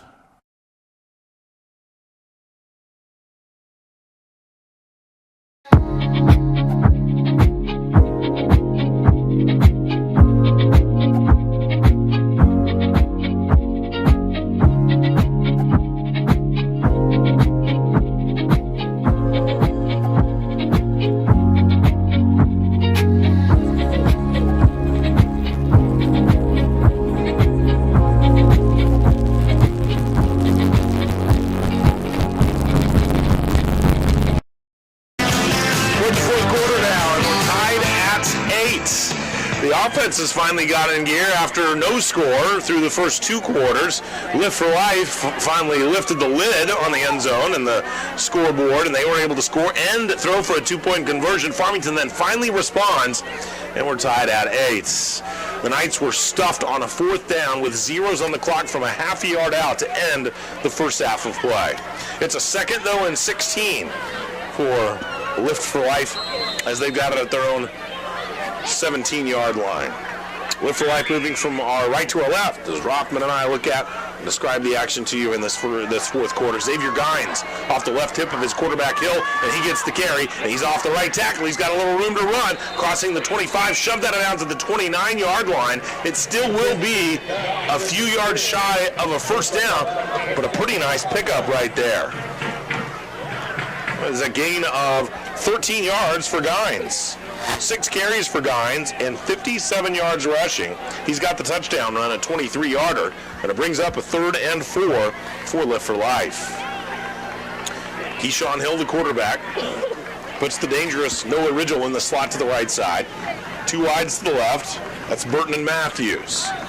1 wide receiver over to the right side, Jones. The official calling for a timeout. Something that you noticed during the break, Rothman, is you've been impressed at how Lift for Life has been able to use their depth, even though they don't have a lot of roster guys. Exactly. We were talking about earlier how impressive it is. It looks like they only have about 20 people on the sideline and 11 on the field. They're only a 31-player team right now. It looks like 31 healthy guys and still able to keep up with Farmington and stay conditioned and still rotate their guys looking like almost every play, really. 3rd and long 4, a short 5. Gines setting up off the right hip of his quarterback Hill, who's back in the shotgun. 2 wide receivers to each side for Lift for Life. Hill looks at a curl route, and this one's caught by Matthews. Matthews at the 40, and a diving stop by Rice at the 50-yard line on a gain of 21 yards on the pitch and catch. So they just found a little soft spot in that Farmington defense right there, and Matthews has caught all but 1 ball. Arian Jones had a 2-yard gain. Well, all but 2 balls. Ridgel had a 1-yard gain. But it's been Matthews who's been the primary target. And a big first down for Keyshawn Hill and Lift for Life. They're in Farmington territory, 1st and 10 at the Knights' 48-yard line. Here's the running back this time, Gines. He's waiting in behind his left tackle, crosses the 45, stop there. It's a gain of 4 yards coming off the bottom of the pile, middle linebacker, Kason McLean. 4-yard gain by Gines. Gines has some decent numbers now, 7 carries and 61 yards for Xavier Gines. So a pretty good average for him at over 8 yards a carry. He's got the 23-yard touchdown run. Trips to the right, 1 man to the left. Once again, it's Gines off the left hip of his quarterback, Hill. It's a 2nd and 6. Hill looking quickly over to the right side, but he throws it over the top of his intended target, Matthews. And Rothman, if Matthews catches that, I mean, there's a lot of area for him out there. You cannot be messing up plays like that where it's wide open and he has two guys on their block. It's completely wide open after that. We've seen Hill throw some good balls, but we've also seen him a few times tonight just kind of miss those wide open, easy targets. 3rd and 6 for Lift for Life. 11:05 remaining in the 4th frame, and we're tied at 8. Twins to the right side. They'll send Jones over there along with Ridgel. And then 2 wides to the left. Once again, single setback is Gines. 3rd and 6 for Lift for Life at the Farmington 44. They're just inside of the left hash mark. Hill takes the snap at the 50-yard line. Sets up, looks left, pump fake, looking long against double-team coverage, and completes it. Oh, then the ball comes out. I don't think he survived the catch. I don't think he had control. A nice effort that time by Mikel Burton. In fact, Rothman Burton was double-teamed, and he just out-leaped everybody to grab it. Came right through them. But then when he came down, he couldn't survive going to the ground with the ball. So a nice effort, but couldn't come up quite with a catch. And now you're looking at a 4th and 6 for Lift for Life. This is an interesting decision here.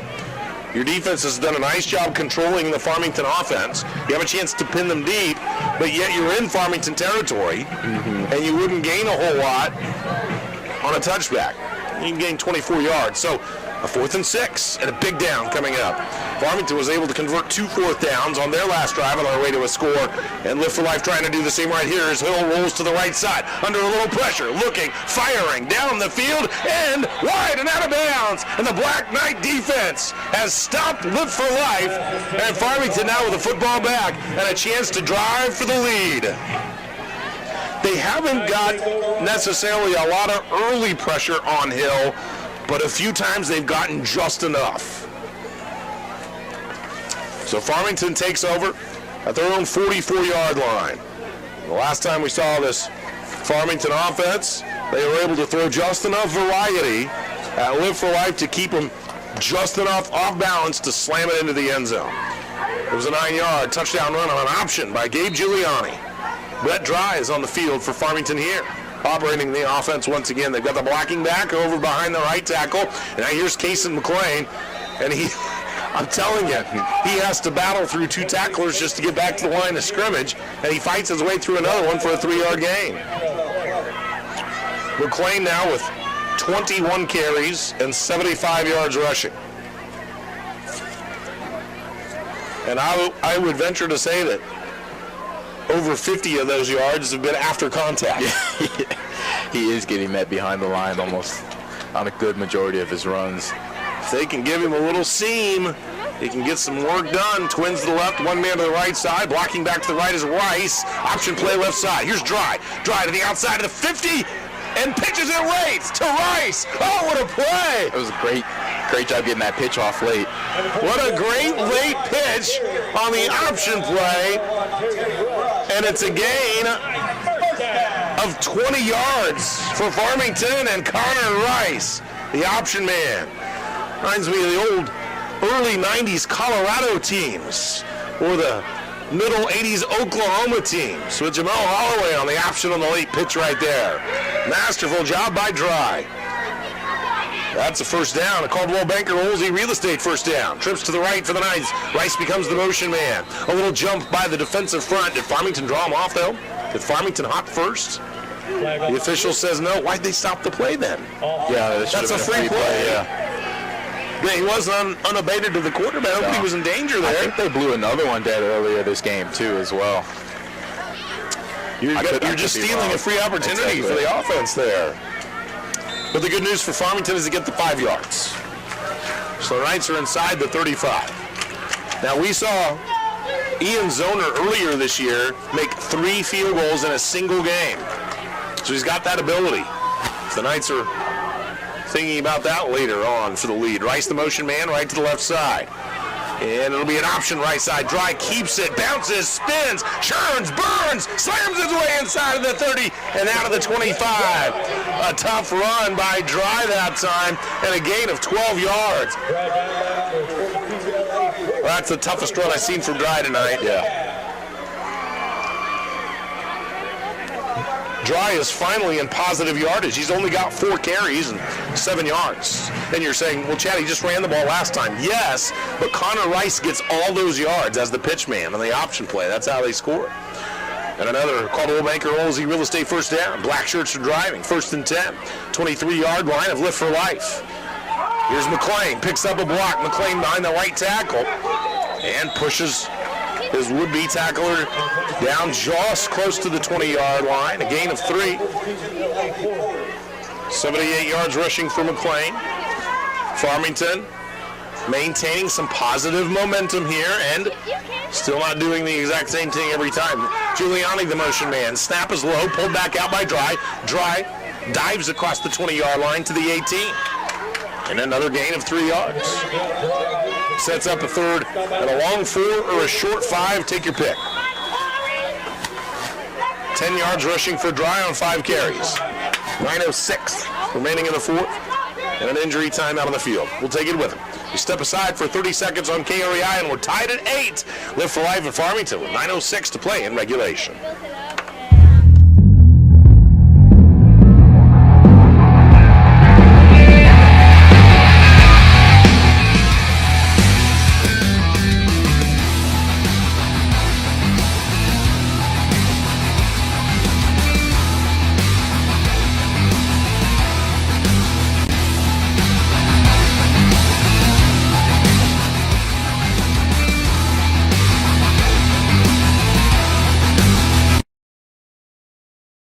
Country is now Compass Health Network. New name, same great people, and we are proud to offer a wide range of services to meet all your healthcare needs. Our dedicated team provides exceptional behavioral health, primary care, and dental services. From managing your mental health to preventative medical care and oral hygiene, we've got you covered. Take charge of your health today. Call 844-853-8937 to schedule an appointment with our caring professionals or visit compasshealthnetwork.org for more information. Don't wait. Take that first step towards better health. Phelps, one of the really tough defensive linemen for Live for Life, limps and hops his way off the field. I hope he's okay. It'll be a third and a short 5 or long 4 for Farmington. They've got it at the 18-yard line of Lift for Life. Connor Rice, the blocking back behind the right tackle. He's standing off the right flank of Brett Dry. And the fullback is Casey McLean. They fake it to Rice and pull it. And Dry is hammered down in the backfield. So Farmington was hoping for, 3 yards, 3 yards, and 3 yards. But this time, they lose 4. Dry's the man that's dumped behind the line of scrimmage. So it's a 4th down for the Knights. It would be a 38 to 39-yard field goal. But Farmington does not appear like they have an interest in that. They keep driving the offense on the field for a 4th and 8. Another big play in this ball game with 8:25 and counting down in the 4th quarter. 4th and 8 for the Knights. The last drive, the Knights put it in the end zone. They converted 2 4th downs. They're going to call a timeout here with 2 on the play clock. And we'll take it with them. 8:13 remaining in the 4th. 8-8 the score, and a 4th and 8 for Farmington. 21-yard line of Lift for Life. We're back in a minute on KREI. Your daughter's been begging me to hunt since her little brother shot the deer last year. That's pretty much it. It's a great house, great neighborhood. It's great. Sam's still getting used to the idea of moving. Sam, you play basketball? Yeah. Let me show you something. Now I'm thinking you put your hoop right here, and you even got enough room for a 3-point line. One of the things I've noticed is that if you got a hoop in your driveway, you make friends real fast. At Coldwell Banker, our agents don't just understand real estate, they understand what home is all about. Pettis Auto Group is a proud sponsor of the Farmington Knights and wishes each athlete the best of luck this season. Pettis Auto Group is proud to serve our friends in the Parkland area and has built quite a reputation as the leading automotive expert in eastern Missouri. Whether you are in the market for a new or used Ford, Chrysler, Dodge, Jeep, or Ram, we have you covered. Thank you to our many loyal customers who trust the Pettis Auto Group for their car buying needs. Let's go Knights!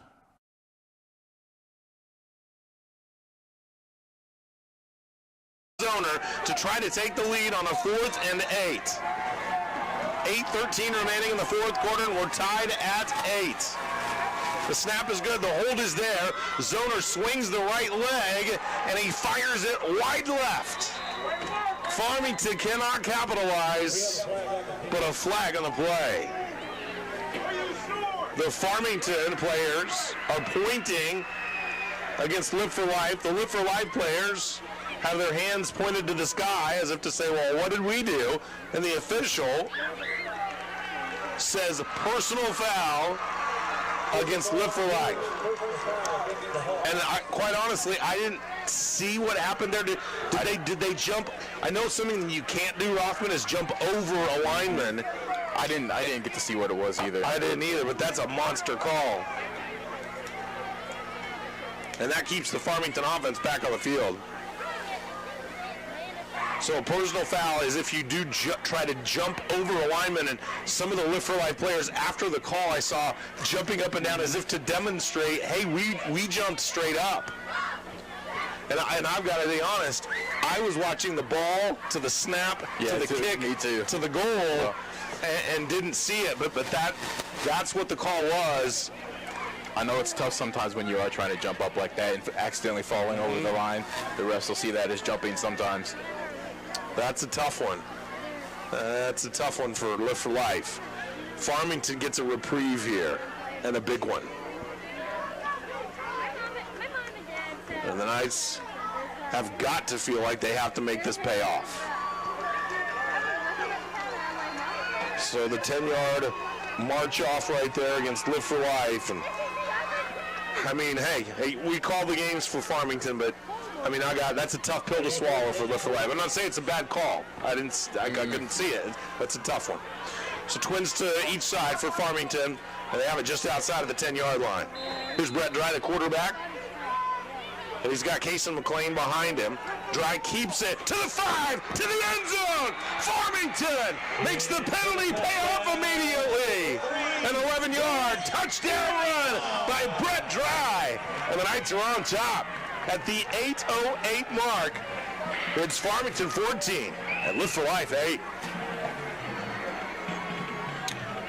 Well, Rothman, sometimes misfortune will befall a team, and it's kind of how you respond, right? I mean, what do you do with the next play? Farmington had that uplifted feeling. They scored the touchdown. Live for Life obviously had the deflated feeling, and maybe didn't play that next play as well as they wanted to. Yeah. Corey Phillips, injured earlier, limps his way back onto the field as Farmington wants to go for 2 again. Farmington missed a field goal earlier, and a personal foul penalty against them kept it alive as Brett Dry is corralled in the backfield and driven down. The Knights' 2-point conversion unsuccessful. 8:08 remaining in the fourth. 14-8. Farmington leading Live for Life. Your kickoff in 1 minute right here on KRAI. Excellence Packaging. So Farmington's first touchdown. They take great pride in providing quality service.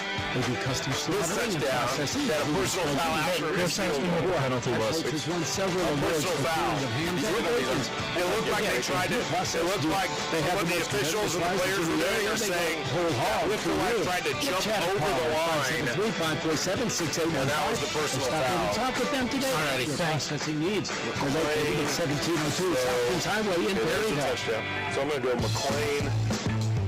Looking for great quality, great prices, and great customer service? Hi, I'm Trent Quiala, owner of Cornerstone Furniture and Mattress, located in Park Hills, formerly Patsy's Furniture. I personally invite you to stop by and check out our showroom where we offer top brands such as Ashley, Smith Brothers, Fusion, Cuban mattresses, and more. At Cornerstone Furniture and Mattress, you'll get free delivery and setup. Financing options are available. Stop by and see us, and find us on Facebook. Cornerstone Furniture and Mattress will return your house into a home.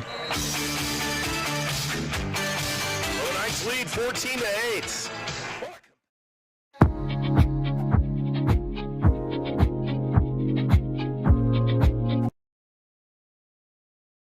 Kickoff is fumbled, is muffed by Live for Life, but they do manage to pick it back up, and Monterian Rush scoots it out to the 20-yard line. Pretty nice job by Rush just to get there. And Rothman, you've got some stuff to unpack here on the Gilster Mary Lee Drive recap for Farmington. Yeah, it looks like it was about a 8-play drive for 56 yards.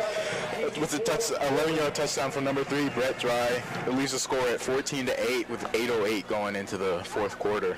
A missed 38-yard field goal by Ian Zoner, but a personal foul on that play called against Live for Life ruled that they were trying to jump over the Farmington line right there, keeps the drive alive on the very next play.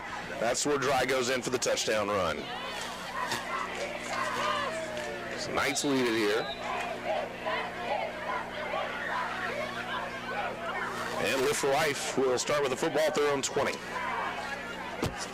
Live for Life had the touchdown drive earlier in this half. They give it off to the running back Gines. He's around the left end. Gains 3 yards and taken down by Kason McLean. Gines has been kind of impressive tonight. 8 carries for him and 64 yards. Leading rusher in the ball game is Kason McLean. He's got 78 yards rushing on 12 carries, or I beg your pardon, on 22 carries. They've worked him hard tonight. 14-8 the score. We saw 100 points put up on the scoreboard the last time we had a ball game here between Jackson and Farmington. It was 63 to 38, 101 points that night. Tonight we were scoreless at the half, and it's 14-8. Farmington leads it here. Our home pools and spas end zone show coming up after our ball games go final. Keyshawn Hill, 3 wides to the right, 1 man to the left side, gives it off to Gines once again. Gines trying to get to the left side, wrapped up the 25, driven down at the 26, a gain of 3, and a late flag.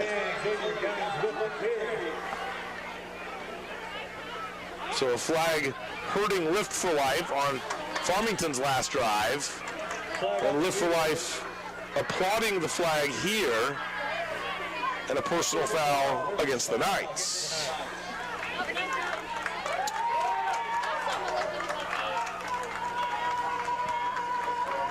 We haven't had a lot of penalties tonight, but I'm telling you, they've been costly.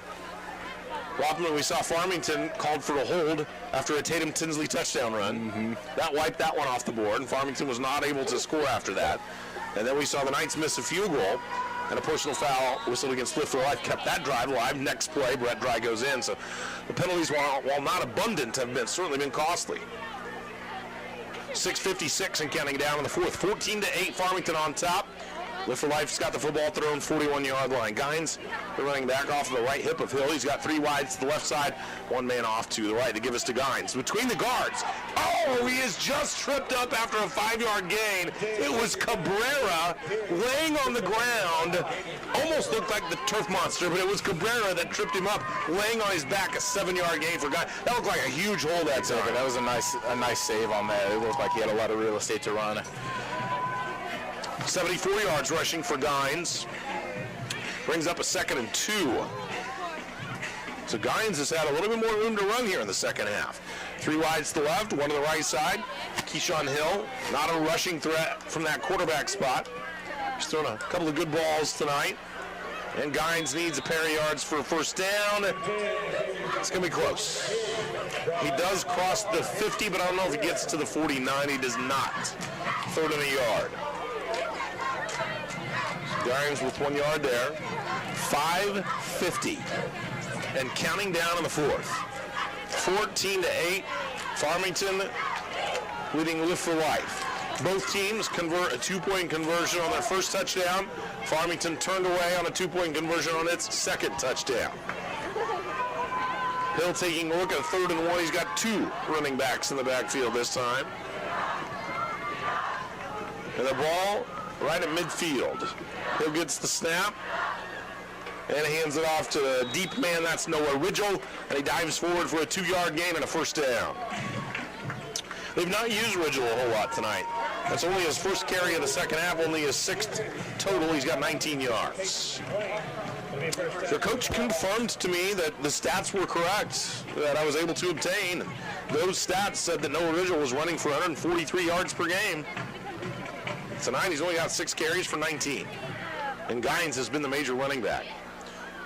So the sticks move again at 1st and 10 for Live for Life as we thank Applebee's of Farmington, Fleeg's Equipment, St. Genevieve and Leadington, Cole's Tractor and Equipment of Farmington and New Edda Bank, Fredericktown, Farmington, Park Hills, Deloge, and Bon Terre. 1st and 10 for Live for Life at the Farmington 48-yard line. Gines hammered in the backfield and he got away. He was hit by 3 guys. He gets away, but then he fumbles. Farmington jumps on top, I think. Mason Probst, I think maybe recovered it. He does. Farmington football. Gines broke 3 tackles and had an amazing run and then was hit 3 yards deeper, spun, and Farmington was able to rip the football away. Probst recovers it, and the Knights are in business on offense again. Really an incredible effort by Gines, and the extra effort actually cost him. I almost feel bad for him. But Farmington defense continued to play. And they poked the ball loose. Robin, what a huge opportunity for Farmington here. If they can score, they'll have to feel great about their chances. Yes. That was an excellent job keeping he kept the play alive, but it was an excellent job by the defense by still sticking with them and able to come up with that ball after the fumble. So the fumble by Gines. He lost 5 yards on the play. And the Knights now have the football with a chance anyway at an early nail in this one. But Casey McLean is caught behind the line of scrimmage. He was still battling and breaking tackles, but they whistled it dead, ruled his progress. Or a flag on the field. A chop block against the Knights. So not only does McLean get stuffed, but to add insult to the injury, McLean gets stuffed and a chop block here. Now the other factor on the turnover, obviously Farmington would love to stick this thing in the end zone and feel great about their chances, but even if they can't, if they can run a couple of minutes, maybe even 3 off the clock, then you put Live for Life behind that 8 ball a little bit more. 15-yard penalty though against the Knights there. I think that's very possible the way they've held the ball this game, running down the clock. So, well, they gotta. You almost need a baton to pick up a first down here. This is a long way to go. A 1st and 25 for the Knights. Farmington has not had a lot of big plays tonight. Tatum Tinsley and a quarterback for the Knights right now. And they've been shoved way back into their own territory. They took the ball over at the 41-yard line of Live for Life after a fumble, but a chop block puts them way back into their own territory now at their own 44-yard line. So you got Casey McLean as the fullback. You've got that blocking back in Hunter Hastings behind the right tackle as all the Farmington players look over to the far sideline to try to get the play. Tatum Tinsley, quarterback. You've got one wide out over on the left side and two to the right. And now they'll shift and go to the left as Giuliani resituates the wide side of the field and Hastings resituates behind the left tackle. 16 on the play clock, the game clock counting down, and Farmington knows exactly about the clock situation that we talked about as Tinsley continues to look back at the play clock, and they want to run this thing down as much as they can. Tinsley comes in near the line. Tinsley pulls it now. Tinsley in the middle of the field, and a good one-on-one tackle after a gain of 7 yards by Tatum Tinsley. So a decent gain, but if that one-on-one tackle isn't made by Ridgel, Tinsley might still be running. Yeah, he's wide open. So 7 yards for Tinsley, 15 carries for him, and 55 yards rushing. Did Lift for Life call for a timeout? Certainly Farmington wouldn't have called for a timeout. No. But they stopped the clock. So I guess it was an official's timeout, and now they'll roll it. And Farmington will try to continue to take time off this clock as they look at a 2nd and 17. Tinsley had some nice playmaking abilities as he pulled it out of the belly. Banking with people like you. 17. So Hastings, the blocking back over on that left side. The give is to McLean this time, off tackle left side. McLean running into a whole mass of humanity, but he does manage to nudge it across the 45 on a gain of 4. So 3rd and long for the Knights. McLean with 23 carries and 82 yards rushing. And Farmington looking at a 3rd and 13. And I got to be honest, I don't think Farmington will pass the ball here. I think they'll continue to keep it on the ground to either try to run the clock or force Lift for Life into a timeout as we are under 3 minutes to play. Yeah, I think they're going to keep it on the ground as well. I think they'll try to play that field position game and force Lift for Life to maybe try to go the long field. Now, if they can rip off a 3rd and 13 here on the ground, nothing would make them more happy. Giuliani comes in to block. Tinsley keeps it. Right tackle. He's got a chance. Nudges it across the 40 down to the 36-yard line. It's still going to be a 4th and 5. But now maybe, just maybe, you think about it here. A good gain by Tinsley. I mean, he picks up 9 yards there. Yeah, these past few plays have been good gains. 64 yards rushing for Tinsley. We'd like to thank Jefferson College of Hillsborough, UPS Store of Festus, and Lucas Smith Chrysler of Festus. Also Gateway Regional YMCA out of St. Louis. Twin City Toyota of Herculaneum and Country of Festus. Do you try to bark them and give them a hard count here? Try to get them to jump off sides and then call a timeout? That's what I do. Yes. Throw a little motion at them, they're going to go for it. A keeper by Tinsley. He's hammered in the backfield. Loss of a yard. And the clock will stop with 1:59 to play. It'll be up to the black shirt defense, who Rothman has been more than equal to the task for most of the nights. I would have at least tried the hard count. Yeah, I called the timeout just to see, but and it worked earlier in the game as well. So I think.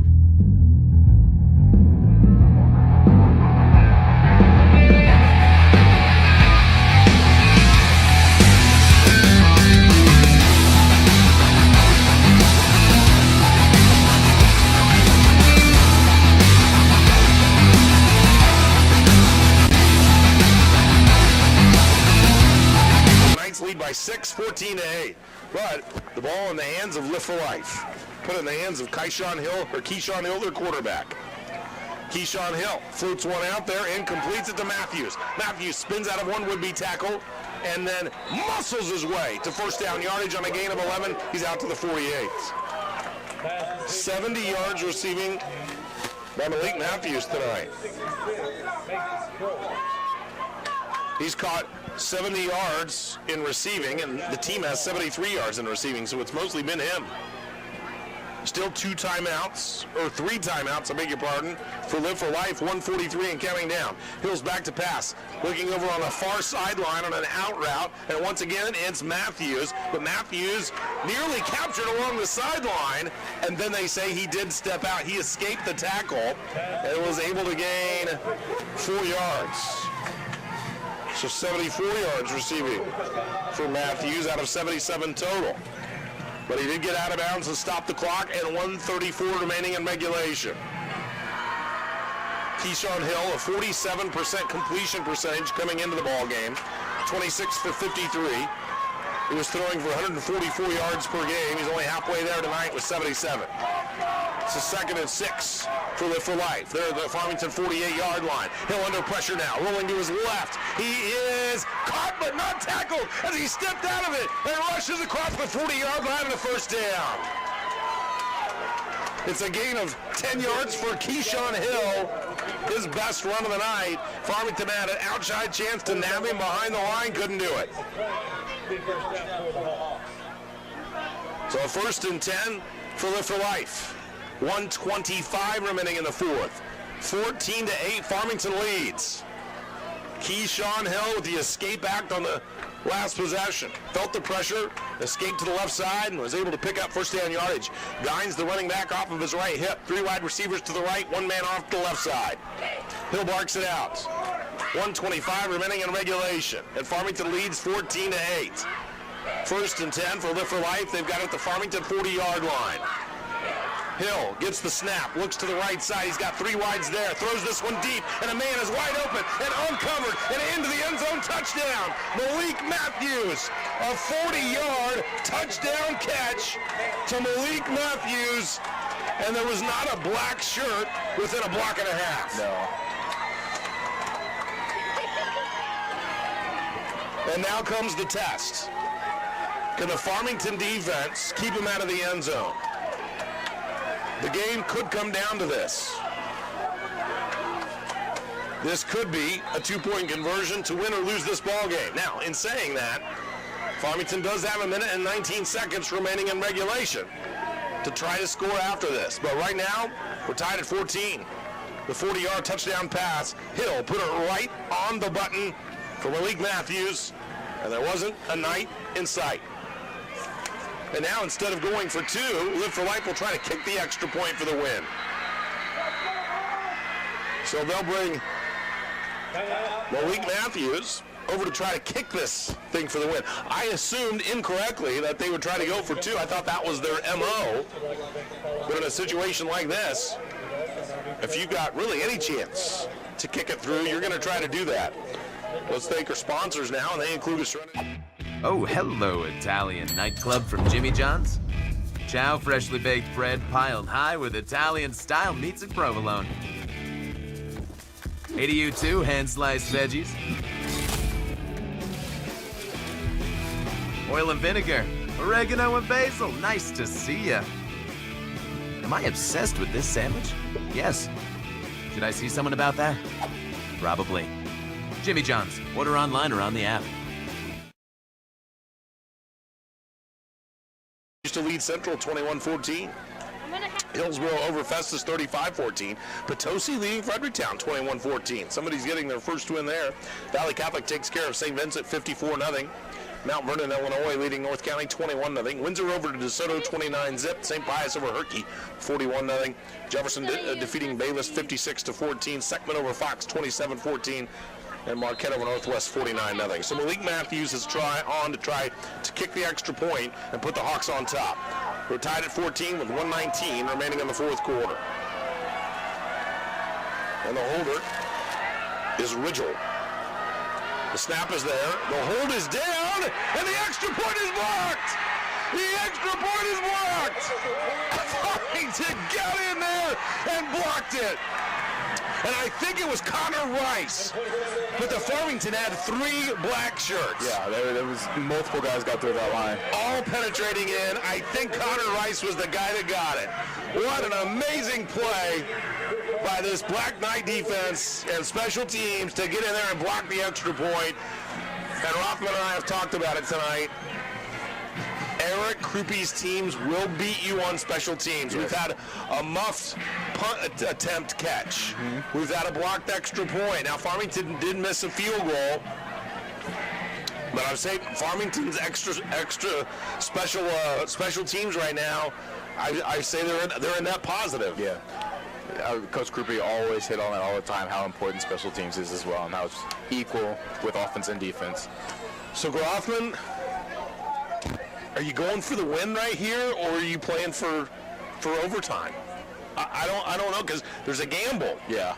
To try to, toss it around when you're primarily a running team. I don't know where you feel better.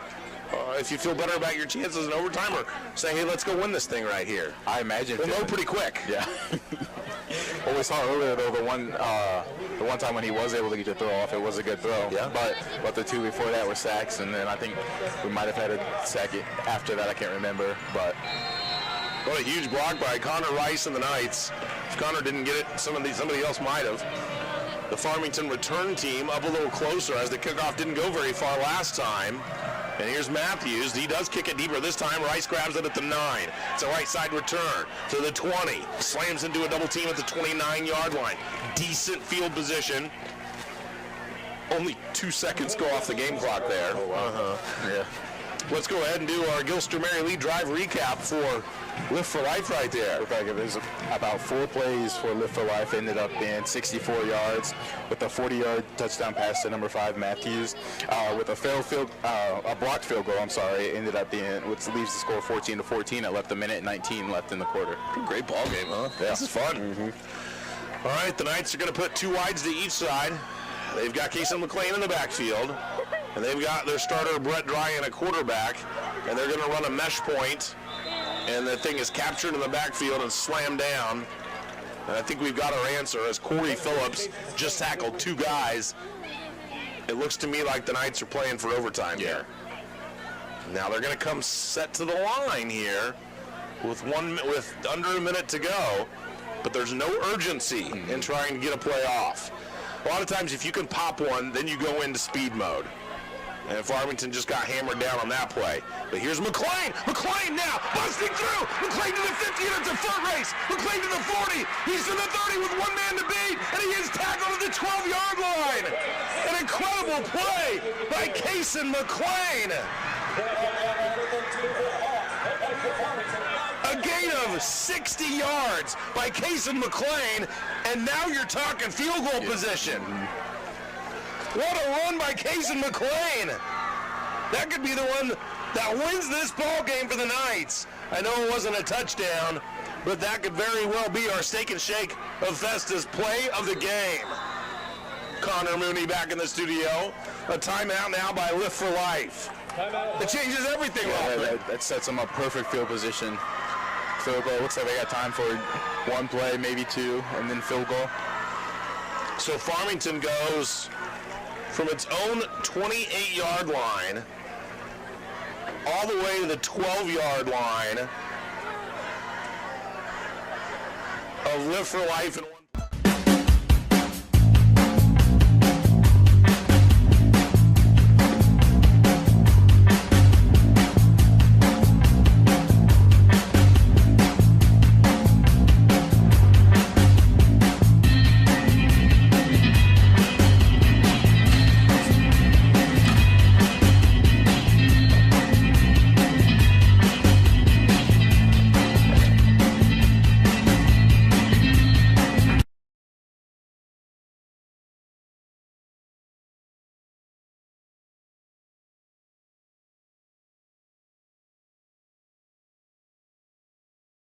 For 1. 143 yards rushing now for Kason McLean on 25 carries.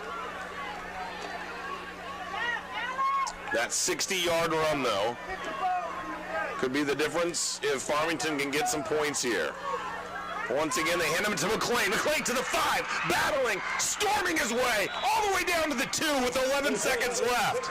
9, 8, the clock continues to roll with 6, 5, 4, 3, and Eric Krupe running onto the field. I would have thought that the Knights would have wanted to maybe try one more play to try to get it into the end zone, but now they'll bring on the kicking team. Another great run by Casey McLean of 11 yards and 154 yards rushing for him. And now here comes Ian Zoner, who missed a 38-yard field goal earlier, and he can win this game with a field goal right here.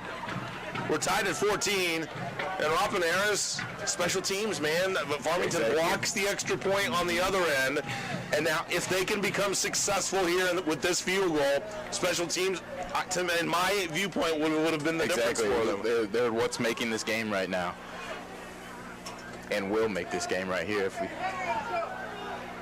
So Tatum Tinsley is the holder. Ian Zoner is the kicker. It's a 20-yard field goal try for the win. Here comes the snap from the Knights. And Zoner trying to send everybody home happy. The snap is through, the hold was down, the kick went up, but officials whistled before it ever happened. Farmington trying to run off the field in jubilation, but a timeout was called right before the play. Well, that looked like a strong kick. A flag. Farmington is saying the flag is going to go against Lift for Life. They want to decline and accept the play, but we'll see what it is. Looks like they blew the whistle before. They blew it dead. It should have been another free play for the Knights. And so now they'll try it from the 1-yard line, and a 20-yard field goal becomes an 18-yard field goal. So Zoner knocked it through last time. And on the final play of the game, Ian Zoner looking for the win.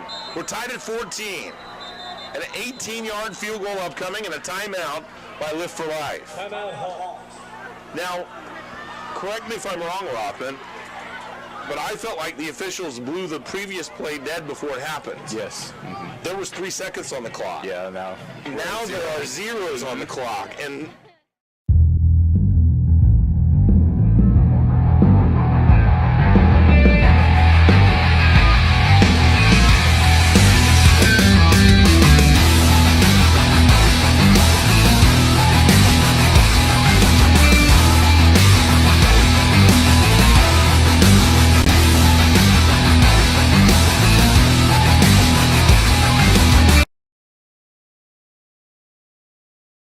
yard run by Casey McLean with under a minute to go sets up the Knights for an 18-yard field goal, looking for the win here. 14-14. In the final play of regulation, the Knights look to walk this thing off. And we'll try it again. The snap is there, the hold is down, and Ian Zoner sends the Black Knights home with a win! An 18-yard field goal by Ian Zoner, and Farmington improves to 4-1 on the season. They knock off the 10th-ranked Lift for Life Hawks, a Class 2 ball club that, in my estimation, come in here and couldn't have been more impressive. A great, great game by the Hawks tonight, and Farmington just found a way. We'll be back to wrap up this ball game. We'll do some of the numbers, have your play of the game, and wrap it up for you. Coming up after this timeout, right here on KREI. Owning a spa is one of the best choices you can make for you and your family. Hi, I'm Jen. Yeah, I got it. Okay. Home Pools and Spas in Weddington. There's nothing more relaxing than stepping into your own spa and transiting luxurious relaxation. Yeah, I can get that. Okay, so let's come back with the 60-yard run, and then I'll talk you into the pool, in a spa and it needs service, we can help you with that too. We can service your hot tub for you. Home Pools and Spas on the outer road, just south of Weddington exit. C&C Suppliers is your local janitorial and food service supply store serving the Mineral area. We offer special pricing and free delivery for commercial accounts and have a variety of disposable products from outs and takeouts. We also have commercial kitchen supplies, cleaning equipment, and chemicals. I encourage everyone to support local businesses where the dollar stays low. This is C&C Suppliers, janitorial and food service suppliers.